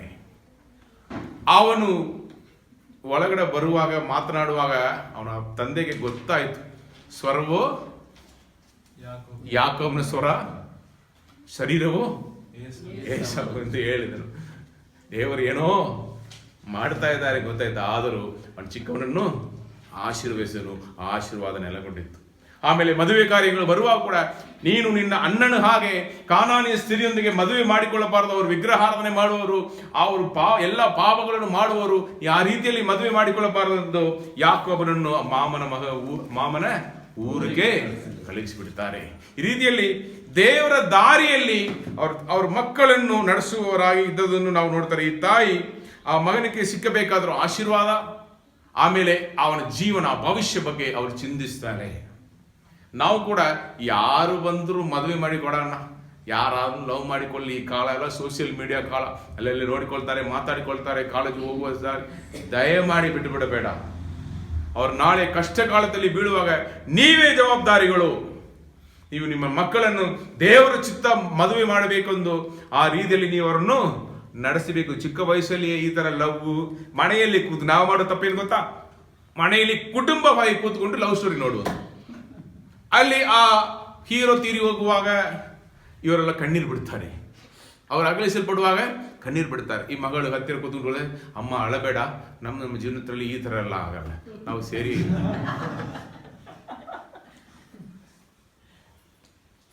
ಕೊಲೆ ಮಾಡುವ ಆ ಒಂದು ಕ್ರೂರವಾದ ಆ ಸಿನಿಮಾಗಳು, ಈ ತರ ಸಿನಿಮಾಗಳನ್ನು ನೋಡುವಾಗ, ಕುಟುಂಬ ಸಹಿತ ನೋಡುವಾಗ ಇದೆಲ್ಲ ತಪ್ಪು ಇಲ್ಲ ಎಂದು ಅವ್ರ ತಲೆಯಲ್ಲಿ ಹೋಗಿ ಕೂತ್ಕೊಳ್ಳುತ್ತದೆ. ನಿಜ ತಾನೇ ಅದು? ಇದೆಲ್ಲ ತಪ್ಪು ಇಲ್ಲ, ಇದೆಲ್ಲ ಮಾಡೋದು ತಪ್ಪಿಲ್ಲ. ಕೆಳಗಡೆ ಪೆನ್ನು ಬಸ್ ಒಳಗಡೆ ಬಿದ್ದಿರುವಾಗ ಹೆಂಗಸು ಕೈಯಿಂದ ಪೆನ್ನು ಕೆಳಗಡೆ ಬೀಳುತ್ತೆ. ಅಲ್ಲಿ ಇರುವ ಆ ಹೀರೋ ಆ ಪೆನ್ನನ್ನು ತಗೊಂಡು ಕೊಡುವಾಗಲೇ ಜಂಗ ಜಂಗ ಜಂಗ ಜಂಗ ಜಂಗ ಜಂಗ ಜಂಗ ಜಂಗ ಒಂದು ಪೆನ್ ಕೆಳಗಡೆ ಬರ್ತದೆ, ತಗೊಂಡು ಕೊಡುವಾಗ ಯಾಕೆ ವಯಲಿನ್, ಅಲ್ಲಿ ಲವ್ ಉಂಟಾಗುತ್ತದೆ. ಹಿಂಗೆಲ್ಲ ತೋರಿಸುವಾಗ ಏನಾದ್ರೂ ಕೆಳಗಡೆ ಬಿತ್ತು ಯಾರಾದ್ರೂ ತಗೊಂಡು ಕೊಡ್ತಾನೆ ಅಂತ ನೋಡ್ತಾ ಇರ್ತಾರೆ. ಹಿಂಗೆಲ್ಲ ಎಷ್ಟೋ ಜನ ಸಹಾಯ ಮಾಡ್ತಿರ್ವಲ್ಲ, ಲವ್ ಮಾಡಿದ್ರೆ ಸಾವಲಂಬನ ಆಗಿಬಿಡ್ತೇವೆ. ದಯಮಾಡಿ ಈ ತರ ಸಿನಿಮಾಗಳು ತೋರಿಸಬೇಡಿ. ಆ ಹಾಡು, ಒಂದು ಹಾಡು ಹಾಡಿಕೊಂಡು ಇದೆಲ್ಲ ನಿಜವಾದ ಜೀವನ ಮದುವೆ ಆದ ಮೇಲೆ ಪ್ರಾರಂಭಿಸ್ತದೆ. ಹಲ್ಲೆಲೂಯಾ. ಅಲ್ಲಿ ನೀವು ಪಾತ್ರೆ ತೊಳಿಬೇಕು, ಅಲ್ಲಿ ನೀವು ಬಟ್ಟೆ ಒಗಿಬೇಕು, ರಾತ್ರಿ ಎಲ್ಲ ಅವರಿಗೆ ಕಷ್ಟವಾದ್ರೆ ನೀವು ಕೂತಿರ್ಬೇಕು. ಅಲ್ಲಿ ನೋಡೋಣ ನಿಮ್ಮ ನಿಜವಾದ ಲವ್ ಪ್ರೀತಿ ಹೆಂಗೆ ಇದೆ ಅಂತೆ. ನೀವು ಅಪ್ಪನ ದುಡ್ಡಲ್ಲಿ ಬಟ್ಟೆ ಹಾಕಿಕೊಂಡು ಫೇರನ್ ಲವ್ಲಿ ಹೊಡೆದುಕೊಂಡು ಗಾಡಿ ಅವ್ರ ದುಡ್ಡಲ್ಲಿ ಓಡಾಡೋದಿಲ್ಲ. ನೀವು ಸ್ವಂತವಾಗಿ ಸಂಪಾದಿಸಿ ಮನೆ ಕಟ್ಟಿ ಮದುವೆಯಾಗಿ ನೀವು ಇರ್ತಿರಲ್ಲ, ಆವಾಗ ನೋಡೋಣ ನಿಮ್ಮ ಪ್ರೀತಿ ನಿಜವಾಗಿದೆಯಾ ಇಲ್ಲ ಅಂತೆ. ಆ ರೀತಿಯಲ್ಲಿ ನೀವು ನಿಮ್ಮ ಮಕ್ಕಳಿಗೆ ಹೇಳಿಕೊಡಬೇಕು. ನಿಮ್ಮ ಗಂಡನಿಗೆ ನೀವು ನಂಬಿಕಸ್ಥರಾಗಿರಬೇಕು, ನಿಮ್ಮ ಹೆಂಡತಿಗೆ ನಂಬಿಕಸ್ಥರಾಗಿರ್ಬೇಕೆಂದು ನೀವು ಬದುಕಿ ತೋರಿಸಬೇಕು. ಪೋಷಕರಾಗಿರುವವರು, ಅದು ನಿಮ್ಮ ಜವಾಬ್ದಾರಿ. ಇಲ್ಲಿ ನೀವು ನೋಡಿದರೆ ಈಸಾಕಳು, ರೆಬೆಕಳು ಅಲ್ಲಿ ದೇವರಿಗೆ ಮೆಚ್ಚುಗೆಯಾಗಿ ಬದುಕಿ ತೋರಿಸಿದವರೇ. ಆದ್ದರಿಂದ ಯಾಕೋಬನ ವಂಶವೇ ಇಸ್ರೇಲ್ ಜನರಾಗಿ ಬದಲಾಯಿತು. ಹಲ್ಲೆಲೂಯಾ. ನೀವು ನೋಡಿದರೆ ಆಮೇಲೆ ರೆಬೆಕಳು ಒಳ್ಳೆಯ ಹೆಂಡತಿಯಾಗಿ ಇದ್ದಳು. ನೀವು ಸತ್ಯವೇದದಲ್ಲಿ ನೀವು ನೋಡುವಾಗ ಈಸಾಕನ ತಾಯಿ ತೀರಿ ಹೋಗುವಾಗ ಅವನಿಗೆ ಸಂದೇಶವಿಗೆ ಸಿಕ್ಕಿರಲಿಲ್ಲ. ಅವನು ರೆಬೆಕಳನ್ನು ಮದುವೆ ಮಾಡಿದ ಮೇಲೆ ಸತ್ಯವೇದ ಹೇಳ್ತದೆ, ಅವನ ತಾಯಿ ಮರಣದ ನಂತರ ಅವನು ಸಮಾಧಾನವನ್ನು ಪಡ್ಕೊಂಡನು ಎಂದು ನಾವು ನೋಡ್ತೇವೆ. ಹಲ್ಲೆಲೂಯಾ. ಈ ಕಿಟಕಿ ಓಪನ್ ಮಾಡಿಬಿಡಮ್ಮ. ಅವನ ತಾಯಿ ತೀರಿ ಹೋದ ಮೇಲೆ ತಂದೆ ಅವನಿಗೆ ಆ ಒಂದು ಸಮಾಧಾನವನ್ನು ಕೊಡುವುದಕ್ಕಾಗಲ್ಲ. ಬಟ್ ಹೆಂಡತಿಯಾಗಿ ಇರುವವಳು ಸಂದೇಶಿಸುವಿಕೆಯನ್ನು ಕೊಟ್ಟಳು. ಹಲ್ಲೆಲೂಯಾ. ನಾನು ನನ್ನ ತಂದೆ ತಾಯಿಯನ್ನು ಬಿಟ್ಟು ಬಂದಿದ್ದೇನೆ, ನನ್ನ ತಾಯಿ ಕಡೆಯಿಂದ ನನಗೆ ಪ್ರೀತಿಯೇ ಸಿಕ್ಕಿರಲಿಲ್ಲ ನಿಜ. ಬಟ್ ನನ್ನ ಹೆಂಡತಿ ಕಡೆಯಿಂದ ತಾಯಿಗಿಂತ ಹೆಚ್ಚಾದ ಪ್ರೀತಿ ಸಿಕ್ಕಿತ್ತು. ನಾನು ತುಂಬ ಡಬಲ್ ಬ್ಲೆಸ್ಡ್ ಮ್ಯಾನ್. ಯಾಕಂದರೆ ನನಗೆ ಅವ್ರ ತಾಯಿ, ಇವ್ರ ತಾಯಿ. ಇವರು ಬೈದರೆ ಇವರು ಬೈಯೋದಕ್ಕೆ ಬಿಡಲ್ಲ. ಯಾಕೆ ಅವನನ್ನು ಬೈತಾ ಅಂತ ಹೇಳ್ತಾರೆ. ಆ ರೀತಿಯಲ್ಲಿ ನನಗೆ ಸಪೋರ್ಟ್ ಜಾಸ್ತಿ. ಅವ್ರು ಹೇಳ್ತಾರೆ ಕೆಲವು ಸಾರಿ ನನಗೆ ಈ ರೀತಿಯಲ್ಲಿ ಅನ್ಕೊಳ್ತೇನೆ, ಯಾರು ಇವ್ರ ಮಗನ, ಹಂಗಾದ್ರೆ ನಾನು ನಿಮಗೆ ಸೊಸೆಯ ಇಲ್ಲ ಮಗಳ, ಈ ರೀತಿಯಲ್ಲಿ ಟ್ರೀಟ್ ಮಾಡ್ತಾರೆ ಅಂತ ಹೇಳುವಷ್ಟು ನನಗೆ ಡಬಲ್ ಬ್ಲೆಸ್ಸಿಂಗ್ ಸಿಕ್ಕಿತ್ತು. ಹಲ್ಲೆಲೂಯಾ. ಡೋಂಟ್ ಬಿ ಹೊಟ್ಟೆ ಕಿಚ್ಚು. ಹೇಳ್ತೇನೆ, ಆ ಈಸಾಕನು ಅವನು ಮದುವೆ ಮಾಡಿಕೊಳ್ಳುವಾಗ ರೆಬೆಕಳು ಅವನ ತಾಯಿ ತೀರಿ ಹೋದ ಆ ಒಂದು ದುಃಖವನ್ನು ಮರೆತು ಬಿಡುವ ಹಾಗೆ ಅವನಿಗೆ ಏನು ಮಾಡಿದಳು, ಸಮಾಧಾನವನ್ನು, ಸಂದೇಶಿಕೆಯನ್ನು ಕೊಡುವಂತವಳಾಗಿದ್ದಳು. ಮದುವೆ ಮಾಡಿಕೊಂಡವರು ಕುಟುಂಬವನ್ನು ಬಿಟ್ಟು ಬಂದಿರುತ್ತಾರೆ, ಎಲ್ಲೆಲ್ಲೋ ದೂರದಲ್ಲಿ ತಂದೆ ತಾಯಿ ಇರಬಹುದು. ನಿಮ್ಮ ಜೊತೆಯಲ್ಲಿರೋ ತಾಯಿ ಹಾಗೆ ನೋಡಿಕೊಳ್ಳಿರಿ, ಅವರನ್ನು ನೀವು ಒಂದು ತಂದೆ ಹಾಗೆ ನೋಡಿಕೊಳ್ಳಿರಿ. ಆ ರೀತಿಯನ್ನು ಪ್ರೀತಿಯನ್ನು ಒಬ್ಬರೊಬ್ಬರು ತೋರಿಸಬೇಕು. ನಮ್ಮ ತಾಯಿ ಮನೆಯಲ್ಲಿ ಹಂಗೆ ಇದೆ, ತಂದೆ ಮನೆಯಲ್ಲಿ ಹಿಂಗೆಲ್ಲ ಕಥೆಗಳನ್ನು ಹೇಳಿಕೊಂಡು ಕೂತಿರಬೇಡ. ನೀವು ಒಬ್ಬರೊಬ್ಬರನ್ನು ಪ್ರೀತಿಸಿರಿ. ಹಲ್ಲೆಲೂಯಾ. ಆ ರೀತಿಯಲ್ಲಿ ಪ್ರೀತಿಸುವಾಗ ನಿಮ್ಮ ಕುಟುಂಬ ಅದು ಸಮಾಧಾನಕರವಾಗಿರುತ್ತೆ. ನಿಮ್ಮ ಮಕ್ಕಳನ್ನು ನೋಡಿ ಅವರು ಕಲಿದುಕೊಂಡು ಅದೇ ರೀತಿಯಲ್ಲಿ ಅವರು ದೇವರ ಪ್ರೀತಿಯಲ್ಲಿ ನೆಲೆಗೊಂಡಿರುವರು. ಆ ರೀತಿಯ ಒಂದು ಸ್ತ್ರೀಯಾಗಿ ಇದ್ದವಳು ಯಾರು? ರೆಬೆಕ್ಕಳು. ಆಮೇಲೆ ಕೆಲಸದ ಬಗ್ಗೆ ಹೇಳೋಣ. ಐಗುಪ್ತನ ಆ ದಾದಿಯಾದ ಮೀನ್ಸ್ ನರ್ಸಸ್ ಆಗಿದ್ದ ಆ ಸ್ತ್ರೀಯಂತೆಯರು ಆ ಸಮಯದಲ್ಲಿ ಇದ್ದ ಅರಸನಾಗಿರುವವನು ಅಲ್ಲಿರುವ ಗಂಡು ಮಕ್ಕಳೆಲ್ಲ ಸಾಯಿಸಬೇಕು ಎಂದು ಆಜ್ಞೆ ಕೊಟ್ಟಿದ್ದಾನೆ. ಅದರಲ್ಲಿ ಇಸ್ರೇಲ್ ಜನರು, ಆ ಒಂದು ಹೆಂಗಸರು ಮಗುವನ್ನು ಹೆರುವಾಗ ಅವರನ್ನು ಕಾಪಾಡಿದವರು 2 ಜನರು. ಅವರ ಹೆಸರು ಏನು ನೀವು ನೋಡಿದರೆ ವಿಮೋಚನಾ ಕಾಂಡ ಅಧ್ಯಾಯ 1 ವಾಕ್ಯ 15-21 ನಾವು ನೋಡುವಾಗ ಅಲ್ಲಿ ಇಬ್ಬರು ಸ್ತ್ರೀಯಂತರ ಹೆಸರು ಇದೆ. ಓದ್ರಿ. ಇದಲ್ಲದೆ ಐಗುಪ್ತ ದೇಶದ ಅರಸನು ಶಿಪ್ರಾ ಪೂಗ, ಈ ಇಬ್ಬರು ಅಲ್ಲಿ ಇರುವ ಇಸ್ರೇಲ್ ಹೆಂಗಸರು ಮಗುವನ್ನು ಹೆರೋದಕ್ಕೆ ಮುಂಚೆ ಅದನ್ನು ಸಾಯಿಸಬೇಕಂತ ಹೇಳಿದಾರಲ್ಲ, ಅವರು ಇಸ್ರೇಲ್ ಜನರು ತುಂಬಾ ಬಲಿಷ್ಠರು. ಆ ಹೆಂಗಸರು ಅವ್ರು ಬೇಗನೆ ನಾವು ದಾದಿದರು ಬರುವುದಕ್ಕೆ ಮುಂಚೆನೆ ಅವ್ರ ಮಗುವನ್ನು ಹೆತ್ತು ಬಿಡ್ತಾರೆ, ಆದ್ರಿಂದ ಸಾಯಿಸುವುದಕ್ಕಾಗಲ್ಲ ಎಂದು ಅವರಿಗೆ ಸಹಾಯ ಮಾಡಿ ಆ ಮಗು ಅದು ಮರಣ ಹೊಂದದಂಗೆ ಕಾಪಾಡುವುದನ್ನು ನೋಡುತ್ತೇವೆ. ಆದದ್ರಿಂದ ಆದರೆ ಸೂಲಗಿತ್ತಿಯರು ದೇವರಿಗೆ ಭಯಪಡುವವರಾಗಿ, ಅವ್ರ ದೇವರಿಗಿಲ್ಲ. ಹಲ್ಲೆಲೂಯಾ. ಸರ್ವಶಕ್ತನಾಗಿರುವ ಯೆಹೋವನಿಗೆ ಅವರು ಭಯಪಟ್ಟರು. ಅವರು ದೇವರಿಗೆ ಭಯಪಟ್ಟದ್ರಿಂದ ಆತನು ಅವರಿಗೆ ವಂಶಾಭಿವೃದ್ಧಿಯನ್ನು ಉಂಟು ಮಾಡಿದನು. ಹಲ್ಲೆಲೂಯಾ. ಹಲ್ಲೆಲೂಯಾ. ನೀವು ಕೆಲಸದಲ್ಲಿ ಕೂಡ ನಂಬಿಕಸ್ಥರಾಗಿರಬೇಕು. ನೀವು ಒಂದು ವೇಳೆ ನರ್ಸ್ ಆಗಿರ್ಬೋದು, ಆಸ್ಪತ್ರೆಯಲ್ಲಿ ನೀವು ಆಫೀಸಲ್ಲಿ ಕೆಲಸ ಮಾಡೋರಾಗಿರ್ಬೋದು, ಅಲ್ಲಿ ನೀವು ನೀತಿ ನ್ಯಾಯಗಳನ್ನು ಅನುಸರಿಸಿ ದೇವರಿಗೆ ಭಯಪಟ್ಟು ದೇವರು ನಾಡ್ತಾರೆ ಎಂದು ದೇವರಿಗೆ ನೀವು ಸೇವೆ ಮಾಡಬೇಕು. ಮನುಷ್ಯರಿಗಲ್ಲ. ಅವ್ರು ಲಂಚ ತಗೊಳ್ಳು, ಲಂಚ ಕೊಡು, ಅನ್ಯಾಯ ಮಾಡು, ಇವರಿಗೆ ಪಕ್ಷಪಾತ ಮಾಡು, ಅದೆಲ್ಲ ಬರುತ್ತೆ. ಬಟ್ ನೀವು ಸೇವೆ ಮಾಡುವ ಸ್ಥಳದಲ್ಲಿ ಕೂಡ ದೇವರಿಗೆ ಮೆಚ್ಚುಗೆಯಾಗಿರುವ ರೀತಿಯಲ್ಲಿ ನೀತಿ ನ್ಯಾಯಗಳನ್ನು ಅನುಸರಿಸಿ ನೀವು ಸೇವೆ ಮಾಡಬೇಕು. ಹಂಗೆ ನೀವು ಮಾಡಿದರೆ ನೀವು ಆಶೀರ್ವಾದವನ್ನು ಹೊಂದಿಕೊಳ್ಳುವರಿ. ಇಬ್ಬರ ಹೆಸರು ಬೈಬಲ್ ಇರುವುದು ಕಾರಣ ಏನೆಂದರೆ ಅವರು ದೇವರಿಗೆ ಭಯಪಟ್ಟರು. ಹಲ್ಲೆಲೂಯಾ. ನಾವು ಇರೋ ಸ್ಥಳದಲ್ಲಿ ದೇವರಿಗೆ ಭಯಪಡಬೇಕು. ನಾವು ಪಕ್ಷಪಾತ ಮಾಡಲೇಬಾರದು. ಆಮೇಲೆ ಆ ಒಂದು ವಿಮೋಚನಾ ಕಾಂಡದಲ್ಲಿ ನೀವು ನೋಡಿದರೆ ಇನ್ನೂ 2 ಸ್ತ್ರೀಯಂತಿರು ನಾವು ನೋಡಬಹುದು. ಒಂದು ಮೋಶೆ ತಾಯಿಯಾಗಿರುವ ಅವಳ ಹೆಸರೇನು? ಜೋಕಬೇದ್. ಮೋಶೆ ತಾಯಿ. ಈ ಮೋಶೆ ತಾಯಿಗೂ ಇದೇ ಪರಿಸ್ಥಿತಿ ಬಂತೆಲ್ಲ. ಆ 3 ತಿಂಗಳ ಆ ಕೂಸು ಸುಂದರವಾಗಿ ಇರುವುದನ್ನು ನೋಡಿ ಅವಳು ಬಚ್ಚಿಟ್ಟು ಕಾಪಾಡುತ್ತಾಳೆ. ಹಲ್ಲೆಲೂಯಾ. ಇದು ಅವಳ ದೇವರ ಮೇಲೆ ಇಟ್ಟಿರುವ ಅಪಾರವಾದ ನಂಬಿಕೆ. ಆ ಒಂದು ಮಗುವನ್ನು ನಂಬಿಕೆಯಿಂದ ಏನ್ ಮಾಡ್ತಾಳೆ? ನೈಲ್ ನದಿ ಮೇಲೆ ಒಂದು ಪೆಟ್ಟಿಗೆಯನ್ನು ಅವಳು ಉಂಟು ಮಾಡಿ ಅದರಲ್ಲಿ ಮಗುವನ್ನು ಇಟ್ಟು ಹಂಗೇ ಬಿಡುತ್ತಾಳೆ. ಫರೋಹನ ಮಗಳು ಸ್ನಾನಕ್ಕೆ ಬರುವ ಆ ಒಂದು ಸ್ಥಳದಲ್ಲಿ ಬಿಡುತ್ತಾಳೆ. ಅವರ ಕೈಯಲ್ಲಿ ಒಂದು ಹೋಗಿ ಸೇರಳಿ ಅಂತೆ. ಅದು ಆ ಅರಸಿ, ಆ ರಾಜಕುಮಾರಿ ಅದನ್ನು ನೋಡುವಾಗ ಆ ಮಗು ಸುಂದರವಾಗಿ ಇರುವುದನ್ನು ಅವಳು ನೋಡಿ ಅದನ್ನು ತಗೊಳ್ತಾಳೆ.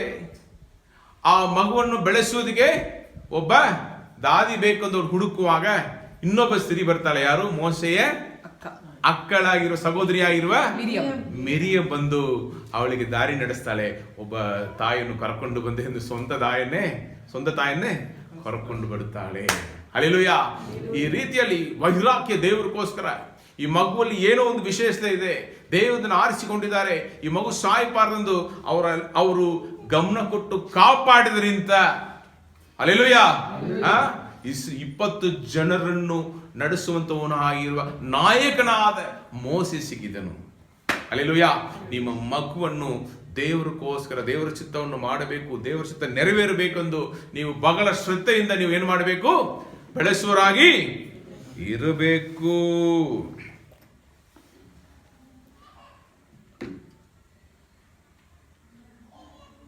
ಆಮೇಲೆ ನೋಡಿದರೆ ನಮಗೆಲ್ಲ ಗೊತ್ತಿರುವ ರೂತಳು ತನ್ನ ಅತ್ತೆಯನ್ನು ತನ್ನ ಸ್ವಂತ ತಾಯಿಯಂತೆ ಪ್ರೀತಿಸಿದಳು. ಎಲ್ಲರೂ ಬಿಟ್ಟರು. ಇನ್ನೊಬ್ಬಳು ಬಿಟ್ಟು ಹೋಗಿದ್ದಾಳೆ. ಇವತ್ತು ನೀನು ಹೋಗಮ್ಮ, ಹೋಗಿ ಮದುವೆ ಮಾಡಿಕೊಂಡು ಚೆನ್ನಾಗಿ ಇರು ಎಂದು ಕಳಿಸುವಾಗ ಅವಳು ನಾನು ನಿನ್ನನ್ನು ಬಿಟ್ಟು ಅಗಲಿ ಹೋಗುವುದಿಲ್ಲ, ನಿನ್ನ ದೇವರನ್ನು ಬಿಟ್ಟು ಅಗಲಿ ಹೋಗುವುದಿಲ್ಲ, ಮರಣವೇ ನಿನ್ನನ್ನು ನನ್ನನ್ನು ಅಗಲಿಸಲಿ, ಬೇರ್ಪಡಿಸಲಿ, ಇದು ದೇವರ ಆಣೆ ಎಂದು ಒಡಂಬಡಿಕೆಯ ಸಂಬಂಧವನ್ನು ಅವಳು ಮಾಡಿಕೊಳ್ಳೋದನ್ನು ನಾವು ನೋಡುತ್ತೇವೆ. ಹಲ್ಲೆಲೂಯಾ. ಆಮೇಲೆ ಅವರು ಯೆರೂಸಲೇಮ್ಗೆ ಅವರು ಎಲ್ಲಿ ತಿರುಗಿ ಬಂದರು? ಬೆತ್ತಲೆಹೇಮ್ ತಿರುಗಿ ಬರುವ ಸುಮ್ಮನೆ ಮನೆಯಲ್ಲಿ ಅವಳು ಮಳೆಕೊಂಡಿರಲಿಲ್ಲ. ಹೆಂಗೆ ಊಟ ಮಾಡುವುದು? ಅವಳು ಹೋಗಿ ಒಂದು ಸಾಮಾನ್ಯವಾದ ಕೆಲಸ, ಹಕ್ಕಲ ಆಯುವ ಕೆಲಸವನ್ನು ಅವಳು ಅಲ್ಲಿ ಹೊಲೆಯಲ್ಲಿ ಹೋಗಿ ಮಾಡ್ತಾ ಇದ್ದಾಳೆ. ಅಲ್ಲಿ ದೇವರು ಅವಳನ್ನು ಆಶೀರ್ವದಿಸಿ ಹೆಚ್ಚಾಗಿ ನಿಲ್ಲಿಸಿದರು. ಹಲ್ಲೆಲೂಯಾ. ಆ ಹೊಲದ ಓನರೇ, ಆ ಬೋವಾಜನೇ ಅವಳನ್ನು ಮದುವೆ ಮಾಡಿಕೊಂಡು ಅವಳು ಶ್ರೀಮಂತನಾಗಿ ಎಲ್ಲವನ್ನು ಕಳ್ಕೊಂಡ ಅವಳಿಗೆ ದೇವರು ಮಗುವನ್ನು ಕೊಟ್ಟು ಆಶೀರ್ವದಿಸಿದರು. ನವಮಿ ಅವಳ ಅತ್ತೆಯಾಗಿರೋ ನವಮಿಯನ್ನು ನೋಡಿದರೆ ಬಹಳ ನೋವಲ್ಲಿ ತಿರುಗಿ ಬರುತ್ತಾಳೆ. ಅವಳು ಮಾಡಿದ ತಪ್ಪೇ ಅವಳ ತಲೆ ಮೇಲೆ ಬಂದಿತ್ತು. ಆದರೂ ಅವಳು ತಿರುಗಿ ಬಂದು ತನ್ನ ಸೊಸೆಯನ್ನು ಮಗಳು ಹಾಗೆ ಅವಳ ಪ್ರೀತಿಯನ್ನು ನೋಡಿ ಮಗಳು ಹಾಗೆ ಅವಳು ಪ್ರೀತಿಸಿದ ಕಾರಣ ಅವಳ ಜೀವನ ಚೆನ್ನಾಗಿ ಇರಬೇಕೆಂದು ಬೋವಾಜನ ಕಡೆಗೆ ಅವಳನ್ನು ಕಳುಹಿಸ್ತಾರೆ. ಅಲ್ಲಿ ಬೋವಾಜನು ಅವಳ ರೂತಳ ಸಾಕ್ಷಿಯನ್ನು ನೋಡಿ ಅವರಿಗೆ ಒಂದು ಬಿಡುಗಡೆಯನ್ನು ಕೊಡುವುದಕ್ಕೆ ಪಂಚಾಯತನ್ನು ಅವನು ಕರೆದು ಅಲ್ಲಿ ಮಾತನಾಡಿ ಅವನು ಹೇಳ್ತಾನೆ, ನಿಮಗೆ ಬಿಡುಗಡೆಯನ್ನು ನಾನು ಕೊಡ್ತೇನೆ, ಕಿಂಗ್ಸ್ಮನ್ ರೆಡಿಮರ್ ಆಗಿ ನಾನು ನಿನ್ನನ್ನು ಮದುವೆ ಮಾಡಿಕೊಳ್ಳುತ್ತೇನೆ ಎಂದು ಮದುವೆ ಮಾಡಿಕೊಳ್ಳುತ್ತಾನೆ. ಹಲ್ಲೆಲೂಯಾ. ನೀವು ನೋಡಿದರೆ ಅತ್ತೆ ಸೊಸೆ ಮಧ್ಯದಲ್ಲಿ ಈ ಕಾಲದಲ್ಲಿನ ಎಷ್ಟು ಜಗಳಗಳು, ಎಷ್ಟೋ ಮನೆಗಳಲ್ಲಿ ಜಗಳ ಆಗಿ ದೂರ ಹೋಗಿದ್ದಾರೆ. ಹಾಗೆ ಇರುವಾಗ ಇಲ್ಲಿ ಅತ್ತೆಯನ್ನು ತಾಯಂತೆ ನೋಡಿದ ರೂತಳು, ಸೊಸೆಯನ್ನು ಮಗಳಂತೆ ನೋಡಿದ ನವಮಿ ಪ್ರೀತಿಸಿದ ಅಂತ ಹೇಳಬೇಕು. ಅವರು ಪ್ರೀತಿಸಿದಿಂದ ಅವರು ಕುಟುಂಬವಾಗಿ ಆಶೀರ್ವಾದವನ್ನು ಹೊಂದಿಕೊಂಡಳು. ರೂತಳ ಬಗ್ಗೆ ಹೇಳಬೇಕಾದ್ರೆ ಅವಳೊಂದು ಪರಿಶುದ್ಧವಾದ ಜೀವನವನ್ನು ಜೀವಿಸಿದವಳು, ಗುಣವಂತೆಯಾದ ಒಂದು ಸ್ತ್ರೀ ಎಂದು ಬೋವಾಜನು ಅಲ್ಲಿ ಊರಲ್ಲಿ ಇದ್ದ ಎಲ್ಲರೂ ಸಾಕ್ಷಿ ಹೇಳುವ ಹಾಗೆ ಅವರು ಯಾವ ಯೌವನಸ್ಥರ ಹಿಂದೆ ಹೋಗದೆ ದೇವರ ಚಿತ್ತಕ್ಕಾಗಿ ಕಾಯ್ತಾ ಇತ್ತು. ಇಸ್ರೇಲ್ ದೇವರನ್ನು ಅವಳು ಆಶ್ರಯಿಸಿಕೊಂಡ ಕಾರಣ ಅವಳಿಗೆ ತಕ್ಕಂತ ಒಂದು ಮನುಷ್ಯನನ್ನು, ಒಂದು ಶ್ರೀಮಂತನನ್ನು ದೇವರು ಕೊಟ್ಟು ಆಶ್ರಯಿಸರು ಗಂಡನಾಗಿ. ಹಲ್ಲೆಲೂಯಾ. ಆ ಸತ್ಯವೇದದಲ್ಲಿ ನೀವು ನೋಡಿದರೆ ಇವನು ಮದುವೆ ಆಗದೆ ಸ್ವಲ್ಪ ವಯಸ್ಸು ಮೀರಿ ಹೋಗಿದ್ದಾನೆ. ಅವನು ಯೌವನಸ್ಥನ ಅಲ್ಲ. ಆದರೂ ಕೂಡ ಅವಳು ತನ್ನನ್ನು ಪರಿಶುದ್ಧವಾಗಿ ಕಾತುಕೊಂಡು ಅವಳು ಬದುಕಿದರಿಂದ ಅವಳಿಗೆ ಶ್ರೇಷ್ಠವಾದ ಆಶೀರ್ವಾದವನ್ನು ಕೊಟ್ಟಿದ್ದಾರೆ. ಹಲ್ಲೆಲೂಯಾ. ಹಲ್ಲೆಲೂಯಾ. ನಾವು ನಮ್ಮ ಜೀವನದಲ್ಲಿ ನಾವು ಯೌವನಸ್ಥನಾಗಿರ್ಬೋದು, ನೀವು ಮದುವೆ ಆಗಿ ಇರುವವರಾಗಿರ್ಬೋದು, ನಾವು ನಮ್ಮನ್ನು ಪರಿಶುದ್ಧರಾಗಿ ಕಾತುಕೊಳ್ಳಬೇಕು. ಹಲ್ಲೆಲೂಯಾ. ನಾವು ಈ ಲೋಕದ ಆಚಾರಗಳನ್ನು ನೋಡಿ ನಾವು ಅದರಲ್ಲಿ ಬಿತ್ತು ಹೋದರೆ ಈ ಕಾಲದಲ್ಲಿ ಭಯಂಕರವಾದ ಪರಿಸ್ಥಿತಿಗಳು ನಡೀತಾ ಇದೆ. ನೀವು TV ಓಪನ್ ಮಾಡಿ ನೋಡಿದರೆ ಈ ಮದುವೆ ಎಂದಿರುವ ಒಡಂಬಡಿಕೆಯನ್ನು ಮುರಿದಾಕಿ ಇಷ್ಟ ಪ್ರಕಾರ ಬದುಕುತ್ತಾರೆ, ಪಾಪ ಮಾಡುತ್ತಾರೆ, ಏನು ಮಾಡಿದ್ರು ತಪ್ಪಿಲ್ಲ. ಆ ರೀತಿಯ ಒಂದು ಕಾಲ ಬಂದಿದೆ. ಈ ಸೋಷಿಯಲ್ ಮೀಡಿಯಾ ಅದು ಇದು ಎಲ್ಲ ಬಂದಿರೋದ್ರಿಂದ ಬೆಳೆದಿರೋದ್ರಿಂದ ಮದುವೆಯಾಗಿ ಡೈವರ್ಸ್ ಕೋರಿದ್ದಾಳೆ ಒಬ್ಬ ಕುಟುಂಬದಲ್ಲಿ. ಆ ಗಂಡನು ಡೈವರ್ಸ್ ಕೊಡದೆ ಇನ್ನೊಬ್ಬಳ ಜೊತೆಗೆ ತಿರುಗಾಡ್ತಾ ಇದ್ದಾನೆ. ಅದು ಎಷ್ಟು ದೊಡ್ಡ ಪಾಪ. ಒಂದು ನೀವು ಡೈವರ್ಸ್ ಮಾಡು, ಇನ್ನೊಬ್ಬಳು ಮದುವೆ ಮಾಡಿಕೋ. ಮಾದರಿಯೇ ಇಲ್ಲ. ಇದು ಇದರಲ್ಲಿ ಮಾತ್ರ ಅಲ್ಲ, ಸಭೆಗಳಲ್ಲಿ ನಡೀತಾ ಇದೆ. ಸಭೆಗಳಲ್ಲಿ ನಡೀತಾ ಇದೆ. ಇರುವಾಗ ಈ ಕಾಲದಲ್ಲಿ ಬಹಳವಾಗಿ ಪಾಪ ದುಷ್ಟತನ ತುಂಬಿರುವ ಕಾಲದಲ್ಲಿ ನಾವು ನಮ್ಮ ಪರಿಶುದ್ಧತೆಯನ್ನು ಕ್ರಿಸ್ತನಲ್ಲಿ ಕಾತುಕೊಳ್ಳಬೇಕು. ಆ ರೀತಿಯಲ್ಲಿ ನೀವು ಬದುಕಿದರೆ ಮಾತ್ರ ದೇವ ಚಿತ್ತ ಪ್ರಕಾರ ನಿಮ್ಮ ಭವಿಷ್ಯವನ್ನು ದೇವರು ಆಶೀರ್ವದಿಸುವರು. ನಿಮ್ಮ ಭವಿಷ್ಯವನ್ನು ದೇವರು ಆಶೀರ್ವದಿಸುವರು. ನೀವು ಪರಮಗೀತವನ್ನು ನೀವು ಓದಿದರೆ, ಧ್ಯಾನಿಸಿದರೆ, ಅದರಲ್ಲಿ ಒಂದು ಒಳ್ಳೆಯ ಪ್ರೀತಿಯ ಕಥೆ ಇದೆ. ಅಲ್ಲಿ ಬರುವ ಆ ಯುವತಿ, ಅವಳೊಂದು ತೋಟವನ್ನು ಕಾಯುವಳಾಗಿದ್ದಳು. ಅವಳಿಗೆ ನಿಶ್ಚಿತಾರ್ಥ ಆಯಿತು ಒಬ್ಬ ಕುರುಬನ ಜೊತೆಯಲ್ಲಿ. ಅವಳ ತೋಟವನ್ನು ಕಾಯ್ತಾ ಇರುವಾಗ ಆ ಒಂದು ರೋಡಲ್ಲಿ, ರಾಸ್ತೆಯಲ್ಲಿ ಹಾದು ಹೋಗ್ತಾ ಇರುವಾಗ, ಮೆರವಣಿಗೆಯಾಗಿ ಹೋಗ್ತಾ ಇರುವ ಸೊಲೊಮೋನ ಅರಸನು ಅವಳನ್ನು ದೃಷ್ಟಿಸಿ ನೋಡ್ತಾನೆ. ಬಹಳ ಸುಂದರವಾಗಿರುವುದರಿಂದ ಅವಳನ್ನು ಅರಣ್ಮನೆಗೆ ಕರ್ಕೊಂಡು ಹೋಗ್ತಾನೆ. ಅಂಧಪುರದಲ್ಲಿ ಅವಳನ್ನು ಮದುವೆ ಮಾಡಬೇಕೆಂದು ಅರಸನಾದ ಸೊಲೊಮೋನನು ಬಯಸಿ ಒಂದು ದಿವಸ ಕರೆದು ಅವನ ಐಶ್ವರ್ಯವನ್ನು ಸೌಂದರ್ಯವನ್ನು ತೋರಿಸಿ, ಅವನ ಜ್ಞಾನವನ್ನು, ಬುದ್ಧಿಯನ್ನು, ತಿಳುವಳಿಕೆಯನ್ನು ತೋರಿಸಿ, ಅವನಿಗೆ ಎಲ್ಲವನ್ನು ಅವಳು ಏನ್ ಮಾಡ್ತಾನೆ, ಅವಳಿಗೆ ತೋರಿಸಿ ಅವಳನ್ನು ಹೆಂಗ್ಯಾವುದು ಮದುವೆ ಮಾಡಿಕೊಳ್ಳಬೇಕೆಂದು ಅವನು ಎಷ್ಟೋ ಪ್ರಯತ್ನ ಪಟ್ಟು ಅವಳು ಬದಲೇ ಆಗಿಲ್ಲ. ನೀನು ಏನು ಮಾಡಿಕೊ, ಎಷ್ಟು ಐಶ್ವರ್ಯವನ್ನು ತೋರಿಸಿದರು, ಎಷ್ಟು ಜ್ಞಾನ ಬುದ್ಧಿ ತಿಳುವಳಿಕೆ ತೋರಿಸಿದರು, ನಿನ್ನ ಕೈಯಲ್ಲಿ ಎಷ್ಟು ದೊಡ್ಡ ಹಣ ಇದ್ದರು, ಅದೆಲ್ಲ ನಾನು ಬಿತ್ತು ಹೋಗೋದೇ ಇಲ್ಲ. ಅವಳು ಯಾವಾಗಲೂ ಅವಳ ಜೊತೆ ನಿಶ್ಚಿತಾರ್ಥ ಆದ ಆ ಒಂದು ಕುರುಬನನ್ನೇ ಬಯಸ್ತಾ ಇದ್ದಳು. ಆ ಕುರುಬನ ಬಗ್ಗೆ ಹಾಡುಗಳನ್ನು ಹಾಡ್ತಾ ಇದ್ದಳು. ಅರಸನಾದ ಸೊಲೊಮೋನನು ಸೋದು ಹೋದನು, ಫೇಲ್ಡ್. ಅವನು ಕೊನೆಯಲ್ಲಿ ಈ ಕುರುಬನನ್ನೇ ಹುಡುಕುತ್ತಾ ಇದ್ದಾಳಲ್ಲ, ಅವನ ಮೇಲೆ ಅವನಿಗೆ ಹೆಚ್ಚಾದ ಪ್ರೀತಿ ಎಂದು ನೋಡಿ ತಿರುಗಾ ಸೊಲೊಮೋನನು ಅವಳನ್ನು ಆ ಕುರುಬನ ಕಡೆಗೆ ಕಳುಹಿಸಿ ಬಿಡುತ್ತಾನೆ. ಹಲ್ಲೆಲೂಯಾ. ಇದು ಯಹೂದಿಯ ಮದುವೆಗಳಲ್ಲಿ ಹಾಡುವ ಒಂದು ಹಾಡು, ಅದೇ ಪರಮಗೀತ. ತನ್ನನ್ನು ಪರಿಶುದ್ಧವಾಗಿ ಕಾದುಕೊಂಡು ಹಣ, ಆಸ್ತಿ, ಪಾಸ್ತಿಗಳಿಗೆ ಬಿತ್ತು ಹೋಗದೆ, ಬಡವನಾಗಿದ್ದರೂ ನನಗೆ ನಿಶ್ಚಿತಾರ್ಥ ಆಗಿರುವ ಕುರುಬನೇ ನನಗೆ ಭವಿಷ್ಯದಲ್ಲಿ ಗಂಡನಾಗಿ ಬರಬೇಕೆಂದು ಅವನ ಮೇಲೆ ಪ್ರೀತಿ ಇಟ್ಟು ಅವಳು ಬದುಕಿದರಿಂದ ವಿಲ್ಲನ್ ಸೊಲೊಮೋನನು, ಈ ಕಾಲದಲ್ಲಿ ರಾವಣನ ಸ್ಟೋರಿ ಹೇಳ್ತಾರಲ್ಲ, ಅದೆಲ್ಲ ಬೈಬಲಿಂದೇ ಇವರು ಸೃಷ್ಟಿ ಮಾಡಿರೋದು. ಇಲ್ಲಿ ವಿಲ್ಲನ್ ಯಾರು? King Solomon. ಲಾಸ್ಟಲ್ಲಿ ಏನು ಮಾಡಿದ ಅವನು? ಹೋಗಮ್ಮ, ನೀನು ಹೋಗಿ ಆ ಕುರುಬನ ಜೊತೆ ಮದುವೆ ಮಾಡಿಕೋ, ಸೇರಿಕೋ ಎಂದು ಕಳುಹಿಸಿ ಬಿಟ್ಟದನ್ನು ನಾವು ಆ ಸತ್ಯವೇದದಲ್ಲಿ ನೋಡ್ತೇವೆ. Love story. Hallelujah, hallelujah. ಇದು ನೀವು ಸಭೆಯು, ವಿಶ್ವಾಸಿಗಳು, ಕ್ರಿಸ್ತಕ್ಕೂ ಇರುವ ಸಂಬಂಧವಾಗಿ ನೀವು ನೋಡಬಹುದು. ನೀವು ಎಫೆಸ ಪತ್ರಿಕೆಯಲ್ಲಿ ಆ ರೀತಿಯಲ್ಲಿ ಇದೆ. ನಾವು ನಮ್ಮನ್ನು ಪರಿಶುದ್ಧವಾಗಿ ಕಾತುಕೊಳ್ಳಬೇಕು. ಸ್ತ್ರೀಯಂತರಾಗಿರುವ ನೀವು, ಯುವತಿಯಾಗಿ ಇರುವವರು, ಇಲ್ಲಿ ಮದುವೆ ಆದವರಿಗೆ ನಾನು ಒಂದು ಅಡ್ವೈಸ್ ಹೇಳಲು ಬಯಸುತ್ತೇನೆ. ಈ ಕಾಲ ಬಹಳ ದುಷ್ಟ ಕಾಲವಾಗಿ ಇರುವುದರಿಂದ ನೀವು ನಿಮ್ಮ ಕುಟುಂಬ ಜೀವನ, ನಿಮ್ಮ ಯೌವನಸ್ಥ ಜೀವನವನ್ನು ನೀವು ಕಾದುಕೊಳ್ಳಬೇಕು. ಮೋಸ ಮಾಡುವವರು, ವಂಚಿಸುವವರು ಇರುವ ಕಾಲ ಇರುವುದರಿಂದ ನಿಜವಾದ ಪ್ರೀತಿ ಇಲ್ಲ. ಆದ್ದರಿಂದ ನೀವು ದೇವರ ಚಿತ್ತಕ್ಕಾಗಿ ಕಾಯ್ತಾ ಇರಬೇಕು. ನಿಮಗೆ ಮದುವೆ ಕಾರ್ಯಕ್ಕೋಸ್ಕರ ಕಾಯ್ತಾ ಇದ್ದರೆ ನೀವು ಪ್ರಾರ್ಥನೆ ಮಾಡಿ ಕಾಯ್ತಾ ಇದ್ದು ದೇವರ ಚಿತ್ತ ಪ್ರಕಾರ ಮದುವೆ ಮಾಡಿಕೊಳ್ಳಿರಿ. ಅದು ತನಕ ನೀವು ಇಲ್ಲಿ ಲವ್, ಅಲ್ಲಿ ಲವ್, ಇಲ್ಲಿ ಡವ್ವು ಜವ್ವು ಇದೆಲ್ಲ ಮಾಡಬಾರದು. ಅದೆಲ್ಲ ತಪ್ಪು. Hallelujah, hallelujah. ನೀವು ನೋಡಿದರೆ ಆ ಮದಲಿಂಗನನ್ನು ಸಂಧಿಸುವುದಕ್ಕೆ ಆ ಮದಲಿಗಿತ್ತೆಯು ಅವಳು ಪರಿಮಳ ತೈಲವನ್ನು ಅವಳು ಸೇರಿಸಿ ಅದನ್ನು ಭದ್ರವಾಗಿ ಇಟ್ಟುಕೊಂಡು ಆ ಮದಲಿಂಗನ ಕಾಲಲ್ಲಿ ಅವಳು ಹೋಗಿ ತಲೆಯಲ್ಲಿ ಅದನ್ನು ಓಪನ್ ಮಾಡಿ ಬ್ರೇಕ್ ಮಾಡಿ ಅವನಿಗೋಸ್ಕರ ಮಾತ್ರ ಕೊಡ್ತಾಳೆ. ಅದೇನುವುದ ಅದು ಪರಿಶುದ್ಧ ಜೀವನಕ್ಕೆ ಹೋಲಿಕೆಯಾಗಿರುತ್ತೆ. ಹಲ್ಲೆಲೂಯಾ. ಆ ರೀತಿಯಲ್ಲಿ ಹೋಗಿ ಅವಳು ಸೇರಬೇಕು ಮೊದಲಿಗೆ. ಆ ರೀತಿಯಲ್ಲಿ ನಾವು ಕೂಡ ಯೇಸು ಕರ್ತನ ಬಳಿಗೆ ಹೋಗಿ ಸೇರಬೇಕು ನಿತ್ಯ ಕಾಲದಲ್ಲಿ. ಅದೇ ರೀತಿಯಲ್ಲಿ ನೀವು ಕೂಡ ಆ ಪರಿಶುದ್ಧತೆಯನ್ನು ನೀವು ಕಾದುಕೊಳ್ಳಬೇಕು. ಅದಕ್ಕೋಸ್ಕರ ಬರೆಯಲ್ಪಟ್ಟಿರುವುದು ಪರಮ ಗೀತ. ಆಮೇಲೆ ನೀವು ನೋಡಿದರೆ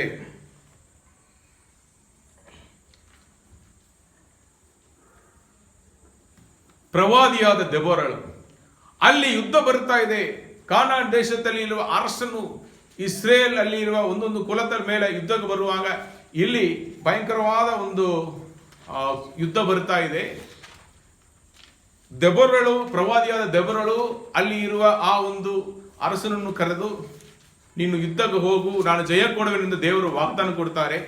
ಅವನು ಹೆದರಿಕೊಂಡು ಅವನೇನು ಮಾಡ್ತಾನೆ, ನೀವು ನನ್ನ ಜೊತೆಯಲ್ಲಿ ಬಂದರೆ ನಾನು ಯುದ್ಧಕ್ಕೆ ಹೋಗುತ್ತೇನೆ ಅಂತ ಹೇಳ್ತಾರೆ.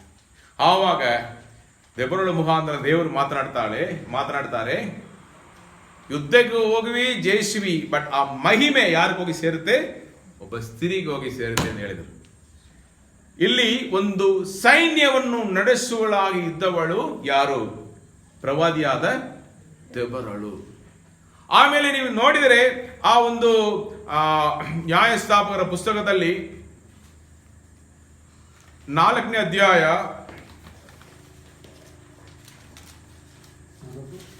20ನೇ ವಾಕ್ಯವನ್ನು ಓದ್ರಿ. ಯುದ್ಧ ಆಕೆಯು ಬುತ್ತರಿಯನ್ನು ಬಿಚ್ಚಿ ಹಾಲನ್ನು ಕುಡಿಯಕೊಟ್ಟು ಅವನನ್ನು ತಿರುಗಿ ಮುಚ್ಚಿದಳು. ಇಲ್ಲಿ ಮೊದಲಿರುವ ವಾಕ್ಯವನ್ನು ಓದಮ್ಮ. ಅವನು ಆಕೆಗೆ